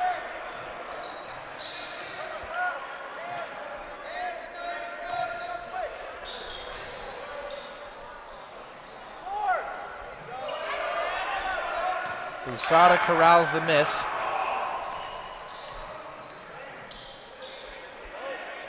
Ringland the pass inside, and it's stolen away. Brown Johnson gets it up, and missed shot that time by Perry. And that was a good steal by Neumann, like the reflexes that you must have to make that happen. Pretty good.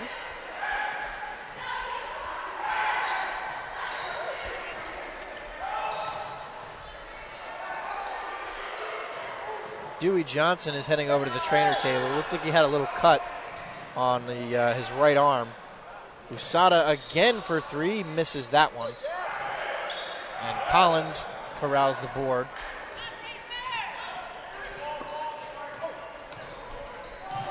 Rodin gonna get the steal. Finds Busada. Blocked! But they're gonna call goaltending.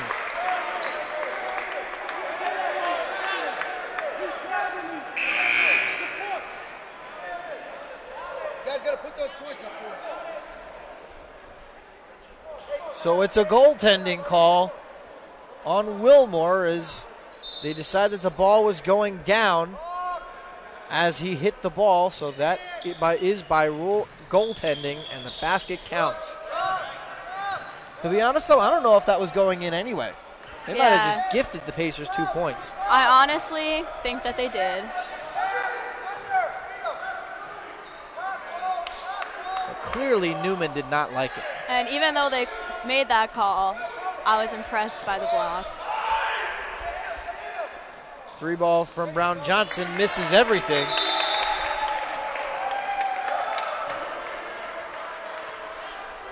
So the Pacers with a 5-point advantage with 6:16 remaining in the first half, lead at 24-19.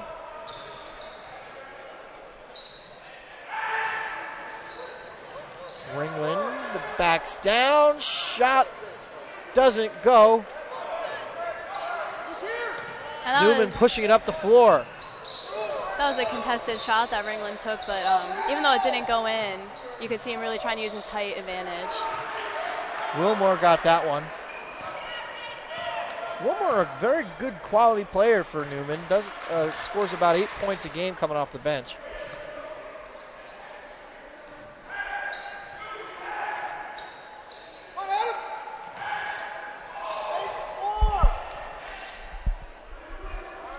Cockrell gets it over to Busada. They got Wilmore to jump, and Busada knocks it down. It's really amazing the focus that these players have. You have all these players around you. There's so many there's a lot of noise, and just be able to focus on you, the ball, and the hoop to make a shot. That's amazing.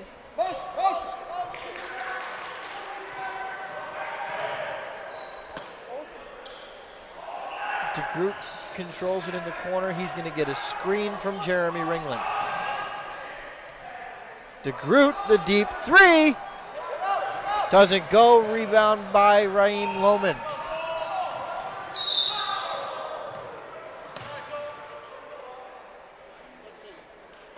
They'll get Cockrell there.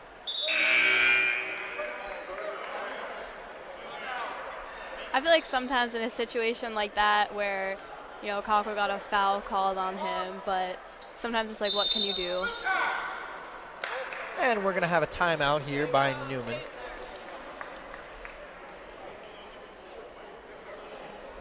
So with this timeout, that gives us a chance to check in on the Atlantic East standings.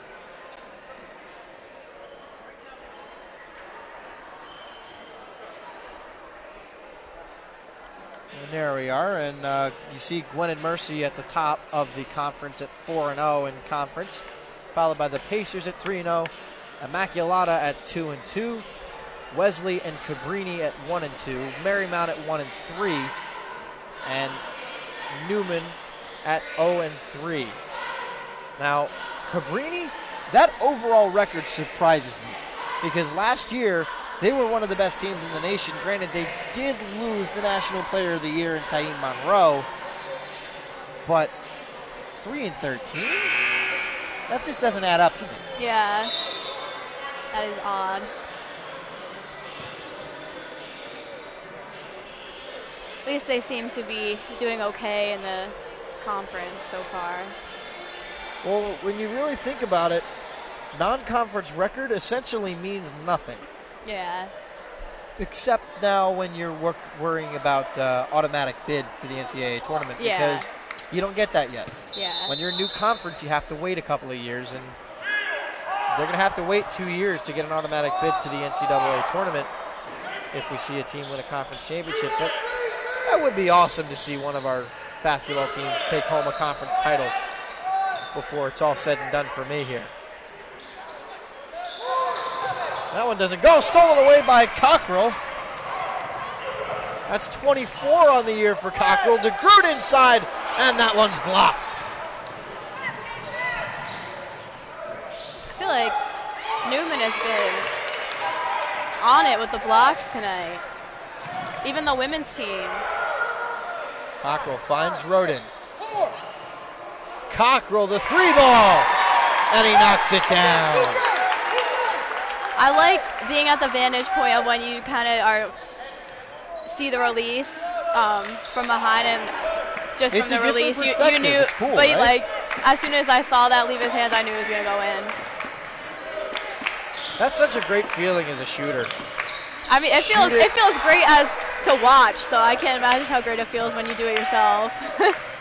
It is such a great feeling. You just shoot, and then you just know you buried it. Cockrell, pass to Busada, misses, but he is fouled. So that'll send Adam Busada to the charity stripe.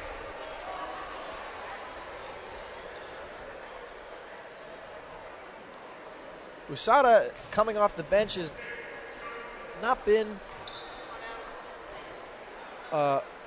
coming off the bench has been a little unusual for him this year. He's started 13 of the now 17 games for the Pacers. Plays well early on. He averages now about 6.5 points. But he plays good defensively, and that's something you don't really see in the numbers. And that's something that is so underappreciated. I use Lonzo Ball as an example, is that people look at how he's shooting and how he's not scoring too much, but he's a great defensive player. And he has great court vision, and he can see who he wants to pass it to and gets his assists that way. I'm sure that's why LeBron really liked him. Yeah. Because it's someone that'll guarantee to pass him the ball. Yeah. And not miss him. Yeah. That is a good point there. Drive, I think Busada might have gotten a piece of that one. Wilmore comes down with it, and he gets the putback. It's going to be 31-25 now. We're under 3 minutes left in the first.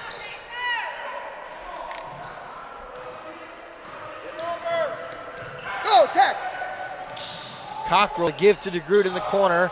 DeGroot's going to drive and kick to Busada. They pull back out with 11 on the shot clock. Schwartz pulls up from distance. Doesn't go. Perry with the rebound. Trying to go coast to coast. And he pulls it back. And they get it up to Brown Johnson. Brown Johnson for three. Doesn't go. Rebound by Perry. And the lay-in is good. And it's back to a 4-point game. I see this game's going to cause me some stress tonight. Rodin, cross court to Cockrell. Busada inside, misses, gets his own rebound but lost it, and Perry comes up with it.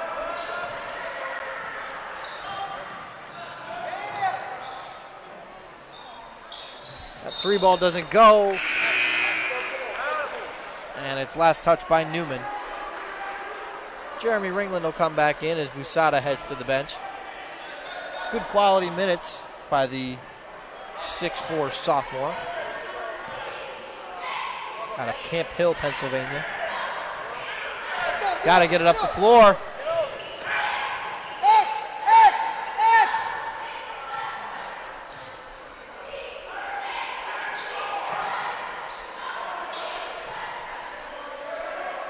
Schwartz has it in the corner. Tries to move inside to Rodin. And the easy lay-in, a nice pass there by Schwartz. That was a great find. For the assist. We're down to 1:20 remaining in the first half.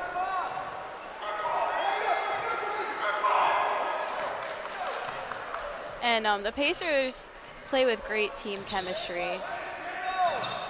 They really didn't lose much from last year. I mean, you lose Kendall Farrell, who was your top rebounder. You thought you were going to lose Jeremy Ringland, but he opted to play his final year of eligibility. As Cockrell pulls up from deep, doesn't go. We're under a minute left. 33-27 in favor of the Pacers. And Tyndale will be hit as he will go to the line for two. That foul will be on DeGroot. That's his first.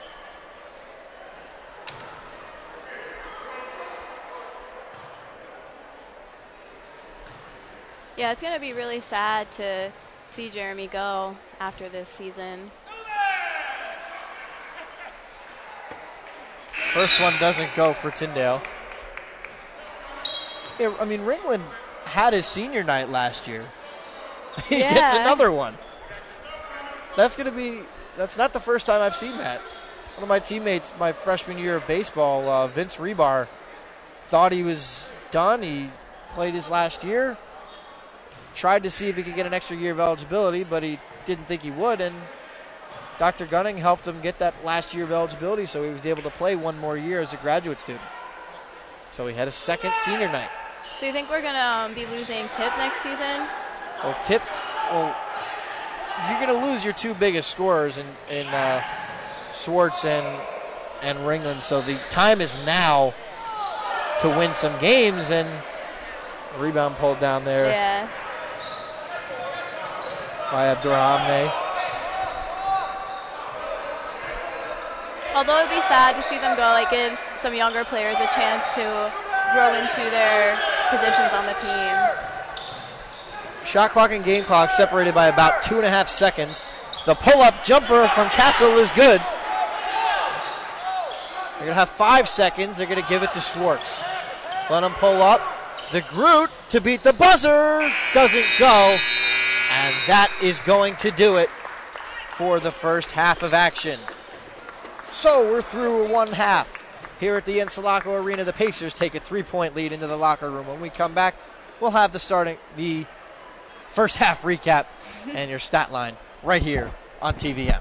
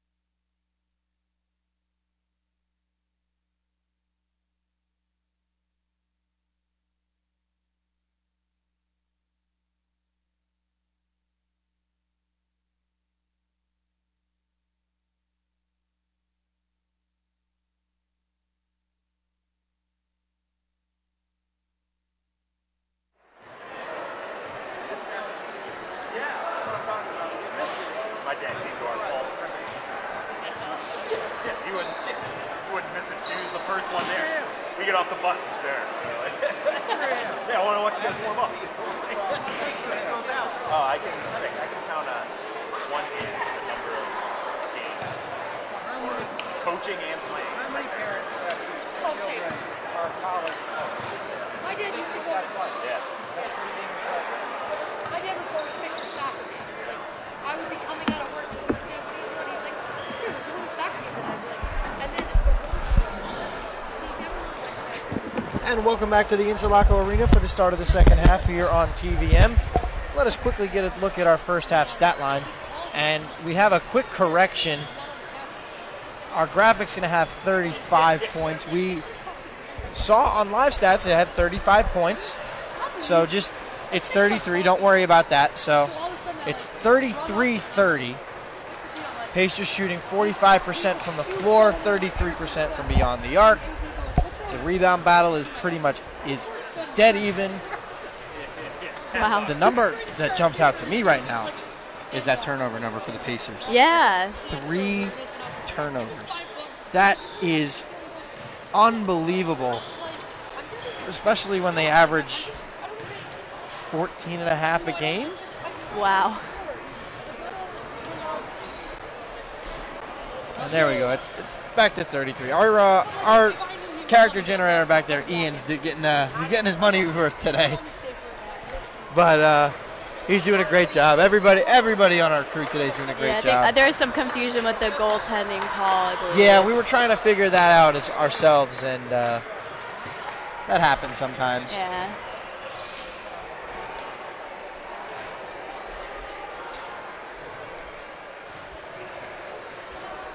It's going to be an exciting second half here. Should be a very exciting finish, but it's going to be a low-scoring low-scoring half. A low-scoring game overall. It was a low-scoring first half. And the Pacers they're second in the conference in scoring at just under 78 points a game. And they are not on track for that at all. They would need 44 points, 45 points to get to that number. And Neumann is playing very well defensively, as are the Pacers. You can see that in the rebounding numbers. You can see that in blocks and steals. But how many blocks does Neumann have right now? I'll get to that in a second. But your leading scorers, Adam Busada is the only Pacer in double figures right now. He has 11. Jaden Roden has 6. Tip Swartz and Jeremy Ringland each have 5 for the Pacers. And for Neumann, Raquan Brown-Johnson has 7. Nasir Castle has 5. Dewey Johnson also has 5. And followed by a few players with 4. So the Pacers will open the second half with the ball. Moving now left to right on your screen. Neumann moves right to left. Pacers have their starting 5 out there in the likes of Catchings, Tinkham, Ringland, Roden, and Swartz. Swartz is going to drive and kick out. Neumann shook it up a little bit. Ringland's shot's going to be blocked as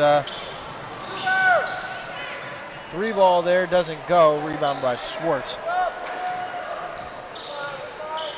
As Sanusi Abdurrahmane will be into the game here as he starts the second half.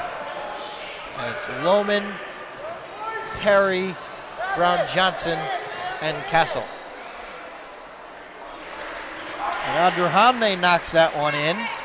Ringland jumps a little too early on that one.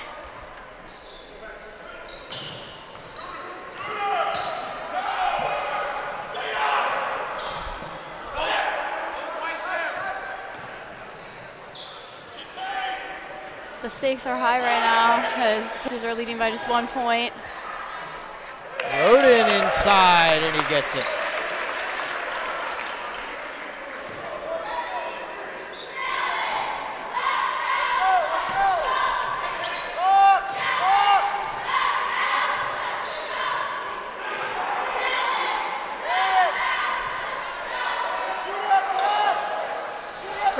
had some good action this game. Some plays I would consider highlights of the game so far. So he's definitely really earned the minutes that he's been played.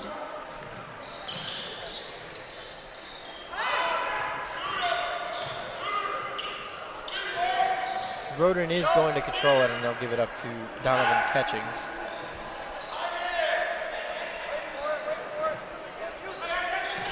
Tinkham looked cross court, but not better of it. Schwartz kicks to Tinkham. He's going to drive, and they're not going to get a shot off in time. Shot clock was winding down.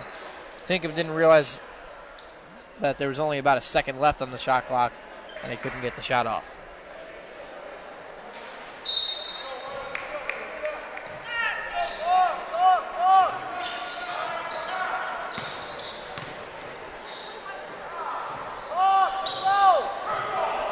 Yeah, Neumann is making it really tough for the Pacers offensively. Neumann could take the lead here with a basket. 3 ball there, doesn't go. Schwartz corrals the miss. Catchings inside, and they're going to get him on a charge.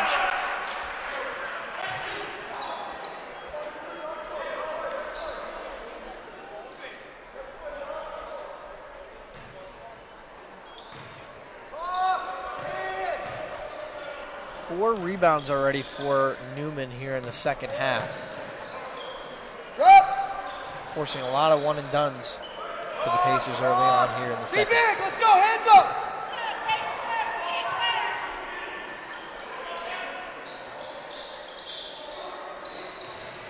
Drive by Wilmore, and he's got that one.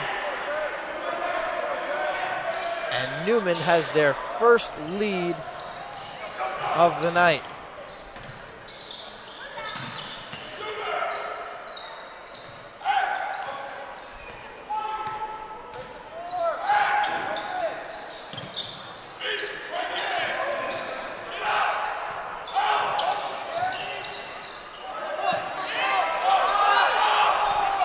Seconds to shoot. Schwartz from way downtown, and he misses that one short. This is going to be a pretty tough game here.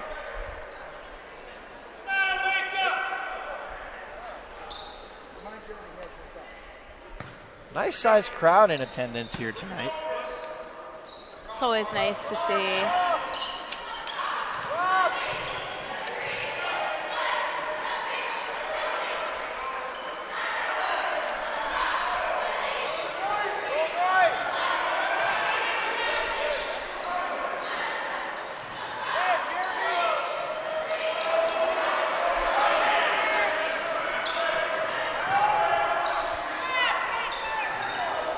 Neumann now has a 3-point lead.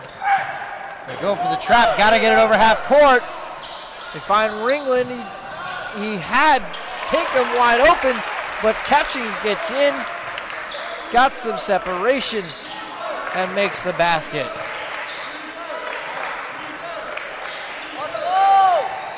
Inside, Abdurhamne was stripped, and last touch by the Pacers. Ringland will take a seat. That's impressive. It looks like Roden kind of stripped the ball from him. And, you know, Abdurhamne is a big guy. Myron, can't let offense initiate contact. He's using a lot of hands. Abdurhamne backs down. The fadeaway doesn't go. Catchings pulls it down. Schwartz drives. Doesn't get it.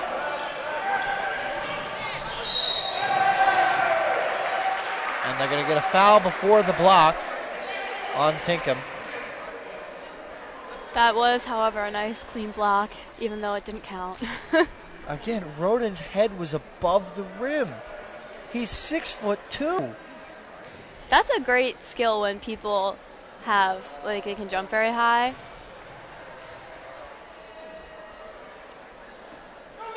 You can kind of make up for what you weren't born with there, height-wise. Perry misses his first. Just a 62% free throw shooter. 34 of 55. Doesn't go again.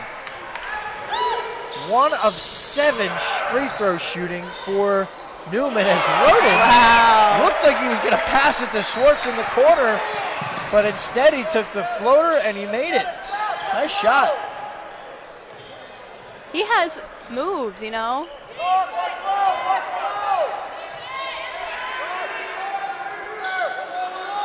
Wilmore gets it in Abderhamne, and we have a foul underneath. Greg, it was a loose ball. The ball was up. Foul's on Roden. Move, move. That's Jaden Roden's second personal. 3 fouls already for the Pacers here in the second half. You're good, Adam. You're good, Adam. Front, front. Guard the ball, Jaden.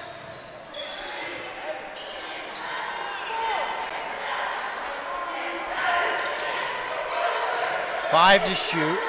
The drive by Perry, and he gets the friendly roll, and Neumann retakes the lead. We have quite the back and forth going on here. 40 to 39 in favor of the Knights.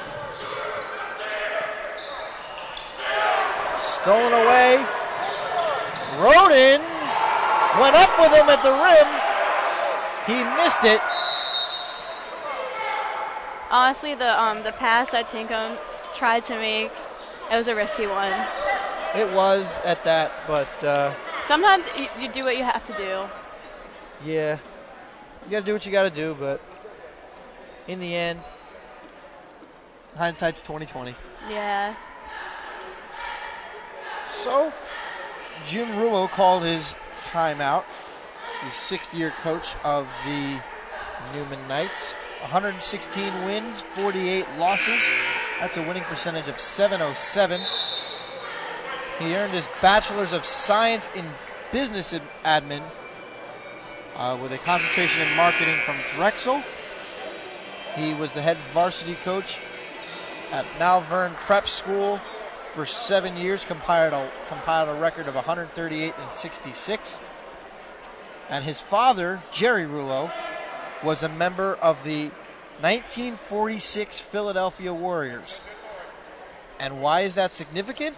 Well, the 1946 Philadelphia Warriors were the first team to win what is now the NBA championship. And that 1946. is really cool. Roden with a nice shot up over Abderhamne. No, when it comes down to it, he's very athletic. I thought he was going to try to dunk on him there. That would have been a sick poster. Abderhamne got Ringland up too soon. Roden pulls down the rebound. He's trying to go coast to coast, and he does, but he misses the shot. That will be on Kessel. That is his third. So Roden goes to the line for 2.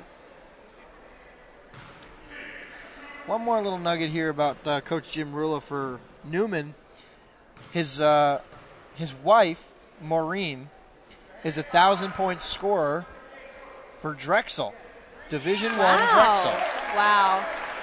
Couple has 2 daughters, an 11-year-old and a 9-year-old, and they currently reside in West Deptford, New Jersey. That's super cool. I was digging deep for nuggets this weekend, and I found a couple of really good ones about these Neumann coaches. Yeah, I feel like it's really nice to appreciate the coaches because they don't get talked about a lot. And it's really interesting to see their background and how they got to where they are today. And, like, obviously this guy, he's just been surrounded by basketball his whole life. Let's so. go, lock up, right? Lock up. Talk. Pacers have a 1-point advantage, 43-42, 12:53 remaining in regulation. Let's go. So a hit off the referee who was out of bounds, and it will go back to the Pacers. Now, what I want to know about that is if it hits off the ref, but it's going to go out of bounds, why is it not out of bounds? The ball just so happened to land out of bounds at one point, so it was out. But if that hits the ref and stays in, that's a live ball. Ringland shot over Wilmore doesn't go. Abderhamne has it, but they're going to get Busada with a reach. Not sure I agree with that call, but that's why I sit back here and I'm not a referee.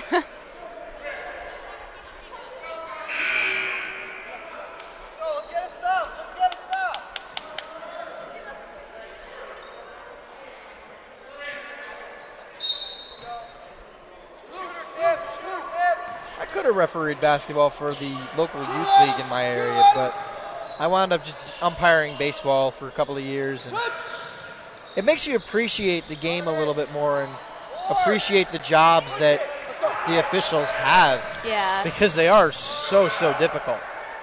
Schwartz, the pull-up for three doesn't go. Rebound pulled down by Mark Perry.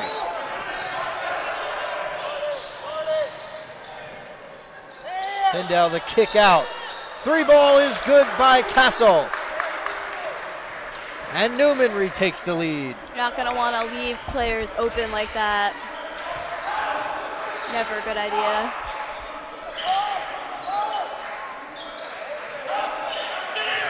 Schwartz kicks to Catchings. Back over to Catchings. The deep three doesn't go.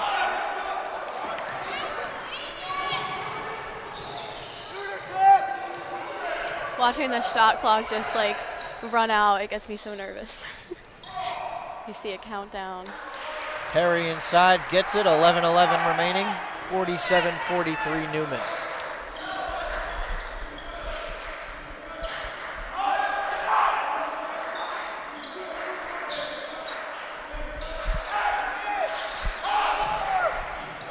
Schwartz will be fouled. Count it.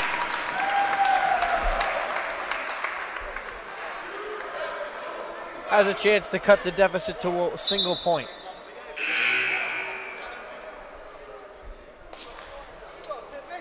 Cockrell comes in, Busada heads to the bench.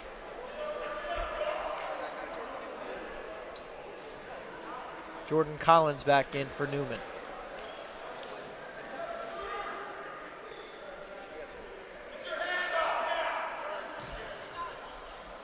Probably one of the biggest reasons why Neumann has gone on a good stretch here in the second half and taken the lead is their field goal percentage. As Schwartz knocks down his free throw.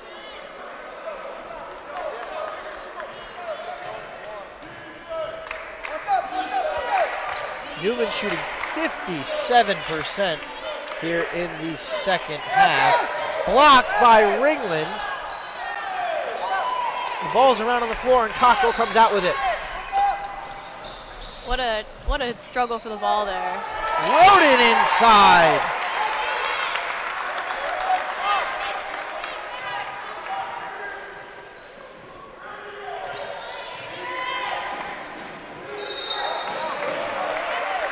Out of bounds. Could we see a shift in the momentum as the Pacers have retaken the lead here? Yeah, this is exciting.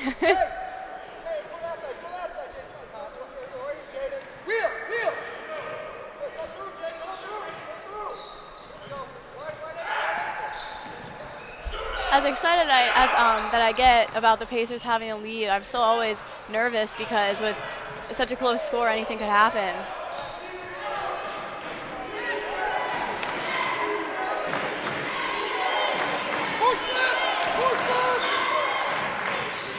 Tried by Perry. Kick out to Wilmore for three. Doesn't go. Give Ringland the board. How about the game for Jaden Roden? 16 points to go along with 5 boards.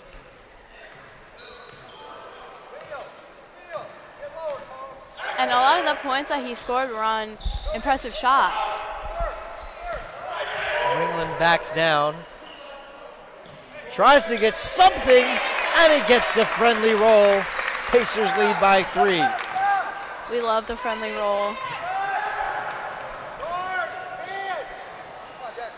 A miss and a rebound by Cockrell. Gets it up to Roden. Roden drives, the spirama, and the circus shot goes. What a shot by Jaden Roden. He has 18, and the Pacers lead by 5. I like this energy that we just got here. I'll tell you what, that was one of the more impressive shots that I've seen in my 3 years here at Marywood. Yeah, I bet. It was probably like the most impressive one I've seen. This is my first season here.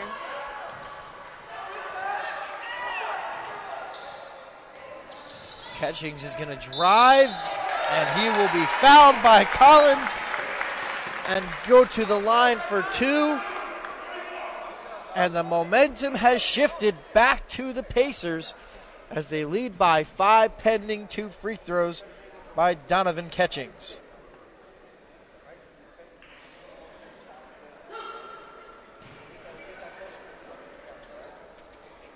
Spirit fingers by the cheerleaders. They could use 2 free throws here as he knocks down the first. The group comes in. Ringland will get a breather. Abderhamne is back in along with Raheem Loman for Neumann. It looks like that was actually Schwartz that he came in for. That's what I said. You said Ringland. Did I? Yeah.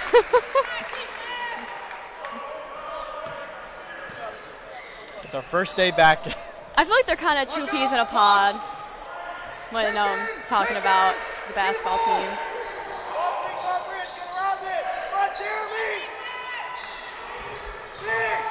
Backing down on Roden. Good defense, but count that one. See who the fouls are. That's going to be on Catchings. That's 3 on him.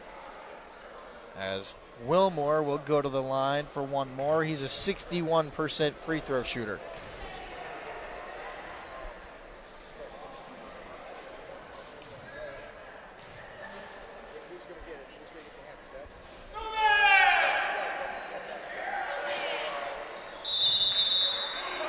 And a timeout will be taken by Coach Jerry Rulo and the Neumann Knights. 7:58 remaining here in the second half. 54-50 in favor of the Pacers.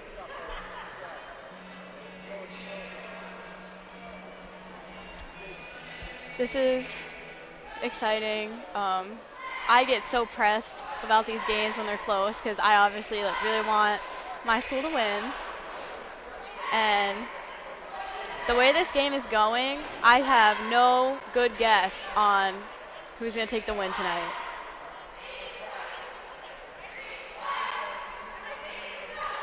You never know.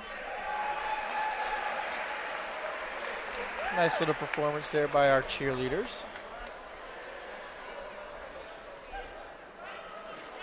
I never had those in high school. Just had a student section. You don't have a cheer team? Nope. Well, we were small high school, though. That's interesting.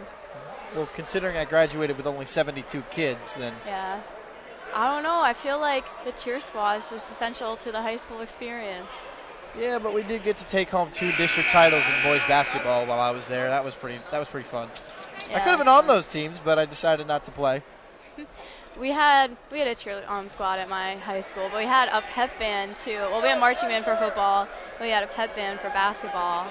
That's what I did in high school. You went to Bangor, right? Yeah. Bangor's football team is usually pretty good. They had an off year this year. They had an off year my senior year. I think they won 2 games. Oh boy! I hope they at least beat Penn Argyle. I think they might have. That rivalry is like Penn Argyle's like uncalled for with it. Like they get so wild about Ringland, I believe that's a 3. And yes, it is. And the Pacers' lead is back to 7.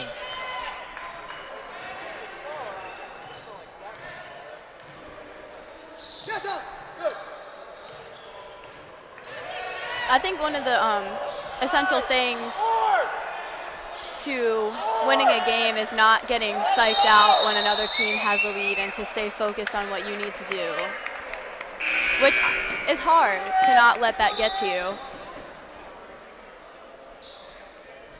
But a lot of the greatest NBA players are very level-headed people. So that is true. So we had a jump ball there. That was Justin Smith, pardon me, involved in that scrum for the ball. 6'4" freshman out of Newcastle, Delaware.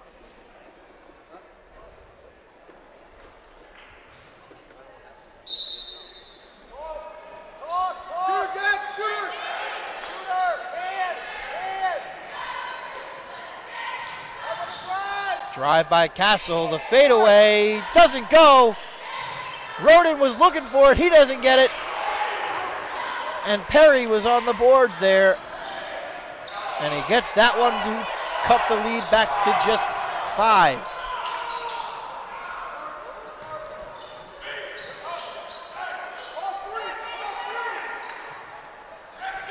the Pacers are generally pretty good with passing the ball around, which usually works out for them. Corner 3 doesn't go, and they get the jump ball, and it will stay with the Pacers.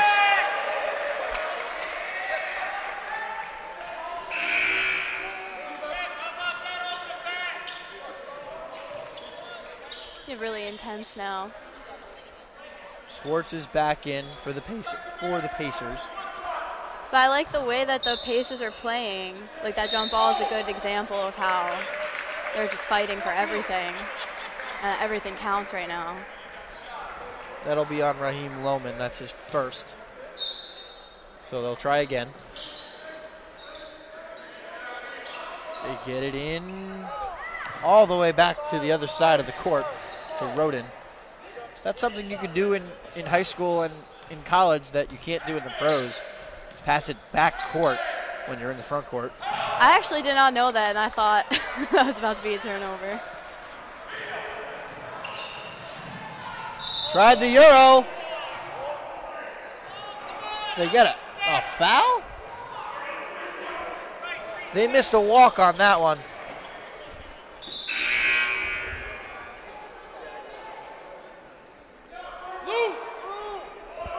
That can be frustrating.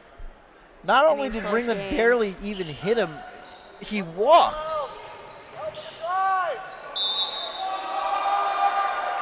Hoop and the harm for Lohman. And it's back to a 3-point game, and that could make it 2. Castle will take a seat. Abdurhamne back in.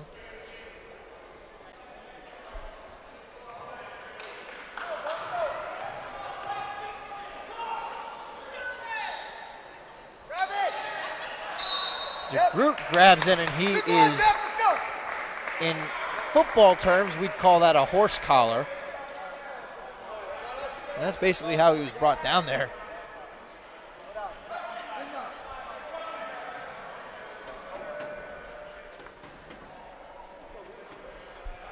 Yeah, I wasn't sure what was going on there for a second. Let's go. They want the trap. Cockrell finds Schwartz in the corner. Doesn't get it, but Ringland gets the offensive rebound. Puts it back. The lane is good. 5-point game. And the Pacers have been doing really good with rebounds. I've even noticed that some of the shorter players on the team have been getting the rebounds against players from Neumann that are significantly taller than them. They missed a travel again. And now they're getting a foul. If Pacers lose, I'm blaming it on this. It was Ringland not our team.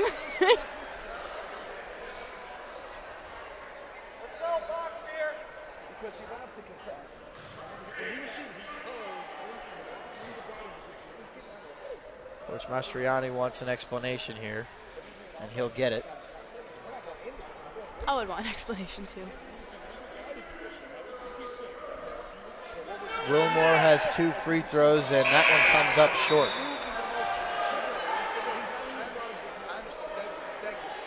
Neumann, very poor free throw numbers in this one. Just 2 for 10. 20% from the free throw line. That is not going to win basketball games. No, and when I see percentages like that, I feel like free throws, if anything, that should be the one thing that you're able to do. It's free points. It's the same shot every time.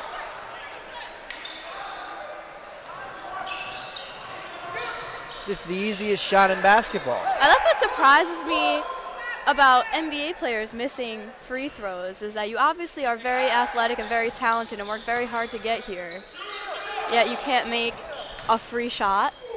Shaq. Dwight Howard. Pretty much every big man in the NBA. Yeah. I feel like LeBron's free throw percentage is not great for... It was good early in his career, but not anymore. Yeah. Which now is it's frustrating to about watch. league You'd expect average. him to... But one guy...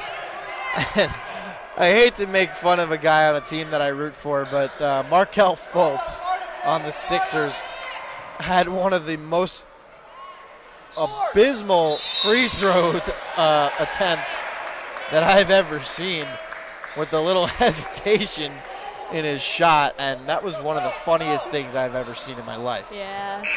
Needless to say, it didn't go down. I bet it did end up on Shaqtin' a Fool, though. That it did. Shaqtin' a Fool. Sports Center's not top 10. At least he didn't airball it, though. Yeah.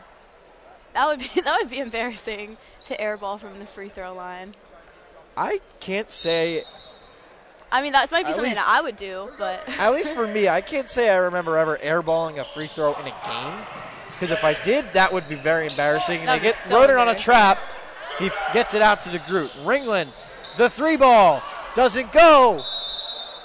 Last touch by Rodin, and it goes back to Neumann. It's been tough with the Neumann setting those traps. Let's go, come on. All of our defense, get a stop.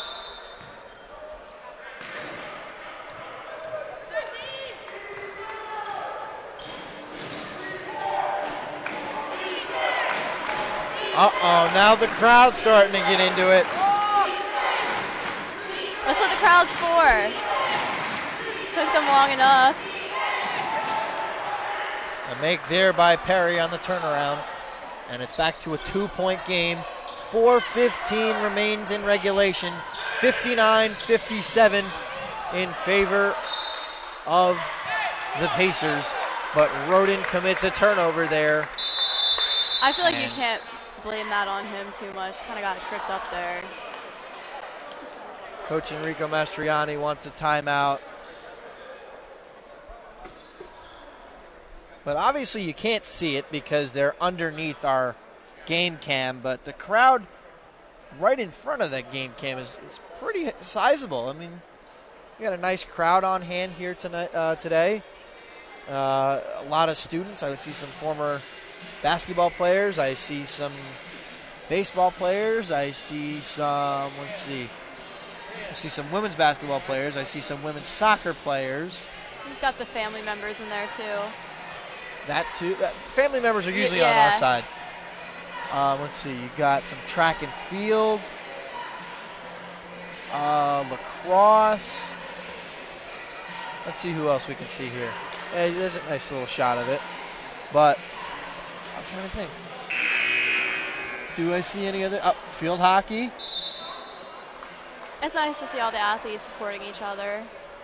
Oh, I try to go to as many games as I can. Like, I'll go to, as much as I don't like the sport, I'll go to lacrosse games once in a while. I go to soccer games. Obviously, I'll be going to baseball games now that I'm not on the team anymore. And I'll be covering baseball a little bit more for the Woodward, which will be kind of fun. That'll be nice.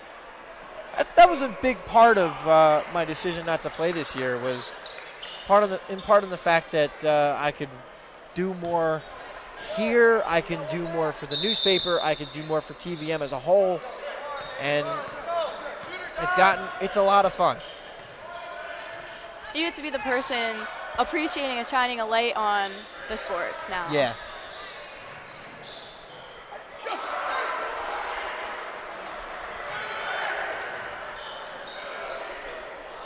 We are all tied at 59. 3:45 remains. Oh my goodness. Into the corner. Cockrell into Ringland. Back to Cockrell for three in the lead. He buries it. That was a nice swish through the net. On the other end, Ringland commits his third personal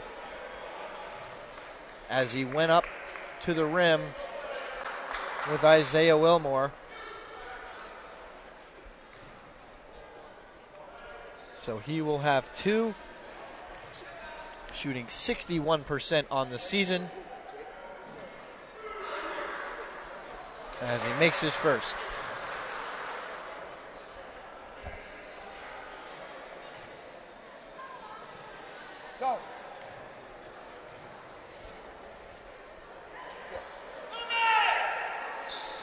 He misses that one, and a scrum for the ball. And Lohman stepped out of bounds with the basketball, and the Pacers will get it back with a 2-point advantage. 3:22 remains in regulation. Let's go, Tom. Up the side. What do you think about the possibility of overtime on this game? I would not be surprised. Catchings kicks to Schwartz. 4-3. And he knocks it down. Tip Schwartz. That was just what we needed, honestly. I was hoping for a nice 3 points on the next play. Neumann thought they had the momentum, but the Pacers take it right back. Abdurhamne gets that rebound. A drive. I think they missed a travel again. I've had enough of them missing travels and then calling fouls for this team to get points. I will be honest. I'm pretty sure that's like the fourth or fifth one they've missed just in like the last 5 minutes. Yeah. And that's at least like the third one where they called a foul afterward. So Perry will have 2 free throws. Schwartz looks like he wasn't happy after that one, but he showed the good side of him and helped Perry up off the ground. Gotta be ours. Block out. Let's go. That's the one thing about this Pacers team is you don't really have too many hotheads. You don't really see too many technicals called against the Pacers. I mean, we saw one against, I believe it was Ringland and Schwartz in the Wesley game, but that was because the Wesley guys were kind of instigating everything. Yeah. They kind of just went back at him, and then they both got teed up. So when they got called, I was like, really? Yeah. Especially one of them was a double technical, right? And at that point, it's like the way they phrased double technical like that would be they had one-on-one guy from us. I think it was one was on Tip, and the other was on a different guy from. It might have been Wesley. in the game before Wesley that there was a double technical, and at that 3 seconds to shoot. Gotta get it off. Yes. Schwartz knocks it down again. The lead is back to 5.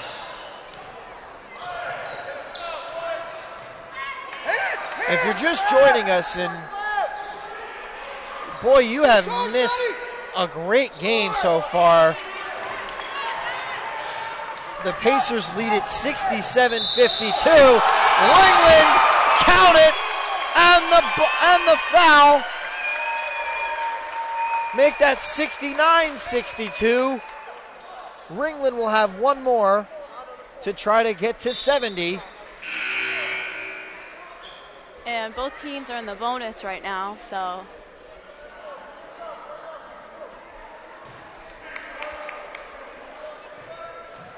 So Ringland will shoot one more. Shoots 64% from the free throw line, and he makes it. So it's an 8-point Pacer advantage. That is their largest lead of the night. And these guys are really coming through, really doing well on the free throws, Offensive foul. really making the shots that we need to be seeing. He's throwing his arm into the body. He's clearing I off see a space. lot of fouls go Newman's way. That one, it looked like Roden himself was fouled, but they're going to get Roden on a foul. That was the type of play that they should have just let him play. Yeah. If you're going to call a foul, it has to be offensive, but you got to just let him play. That's the most fair, probably. Second free throw attempt is good.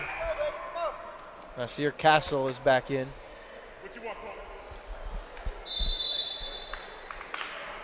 And another timeout taken by Neumann head coach Jim Rullo. So 70-64, a minute 42 remains here in regulation. Could we see overtime? It's just enough time that anything could still happen. I mean, a minute 42 is a lot of time, especially in basketball. That is an eternity in basketball. Yeah, especially in a close game when you're watching. And the stress you feel just makes it go on longer.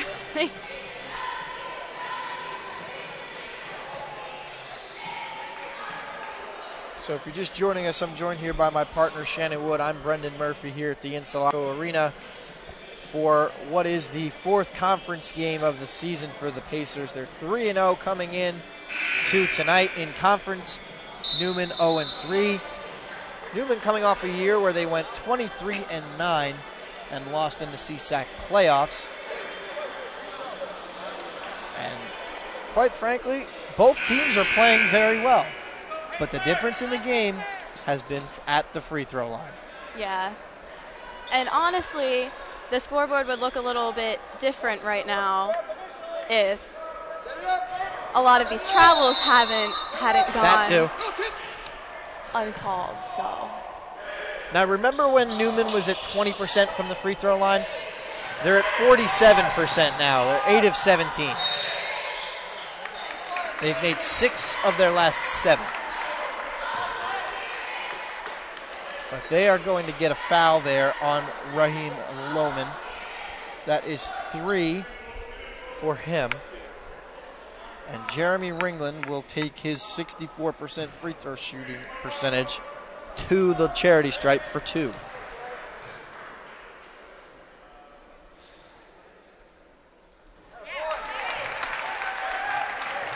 When I asked Jeremy about playing this year, and after knowing he said he wasn't going to play this year, he basically said, I would have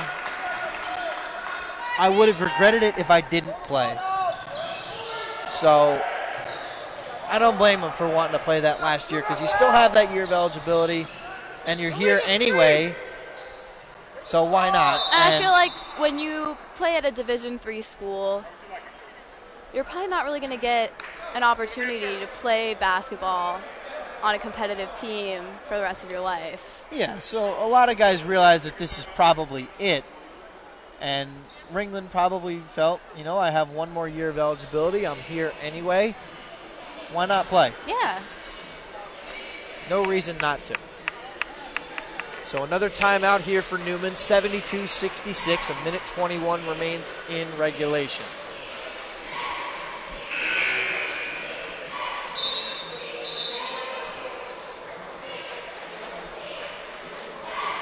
The longest minute and 42 seconds of our lives so That far. is very true. But for good reason. It's a 6-point game. Yeah. It's a lot of time left. And the Pacers need to get it past half court in 10 seconds or less. Let's go. They get it up to court to Cockrell, and he's going to pull it out. and kill some clock. Which that's definitely a good strategy right now. Schwartz, the pull-up three doesn't go. Rebound pulled down there by Perry. And finally, they call the walk.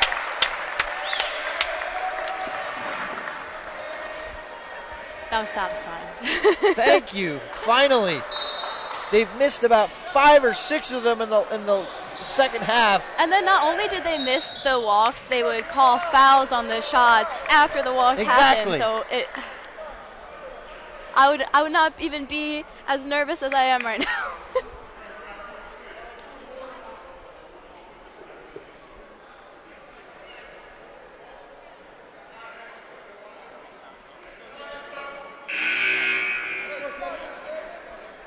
So Roden will shoot 1 and 1.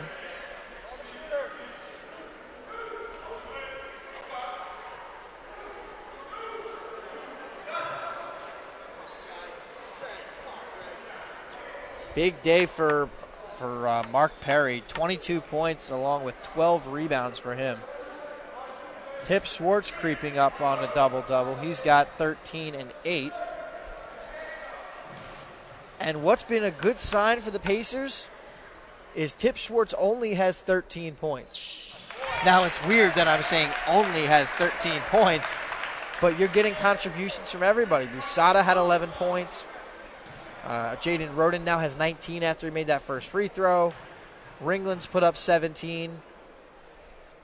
The Pacers' entire team has done a great job finding ways to get points, and now that's an even 20 for Jaden Roden. And it's really good to have a well-rounded team because God forbid anyone gets injured or, you can get sick or have a family emergency or something like that come up and a player won't be able to play the game.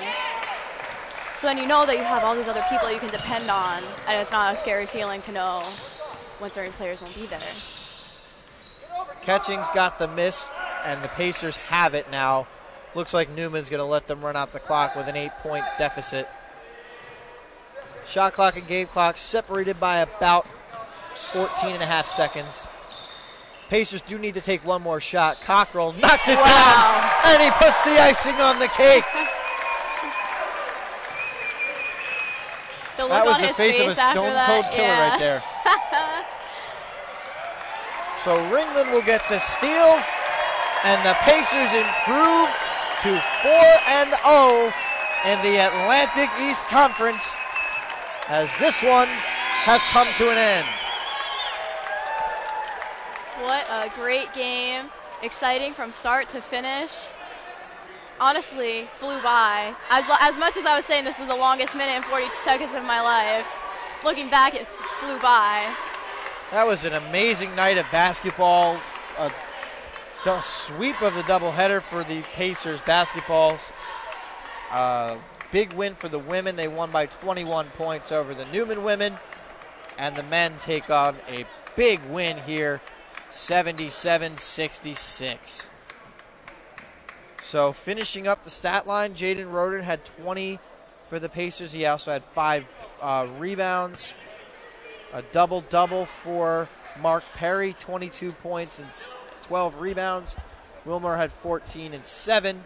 And back for the Pacers, Ringland had 17 and Tip Schwartz with 13. Well, that's going to do it for our coverage here from the Insulaco Arena. Don't forget, our next telecast comes your way next Wednesday night when we have another doubleheader. It is the Pacers taking on Gwynedd Mercy University. Next Wednesday night, the coverage begins at 6 o'clock right here at the Insulaco Arena. So for my partner, Shannon Wood, our director, Justin Kaharski, and our entire TVM crew, I'm Brendan Murphy saying goodnight from the Insulaco Arena. Once again, your final score, the Pacers get the job done 77-66.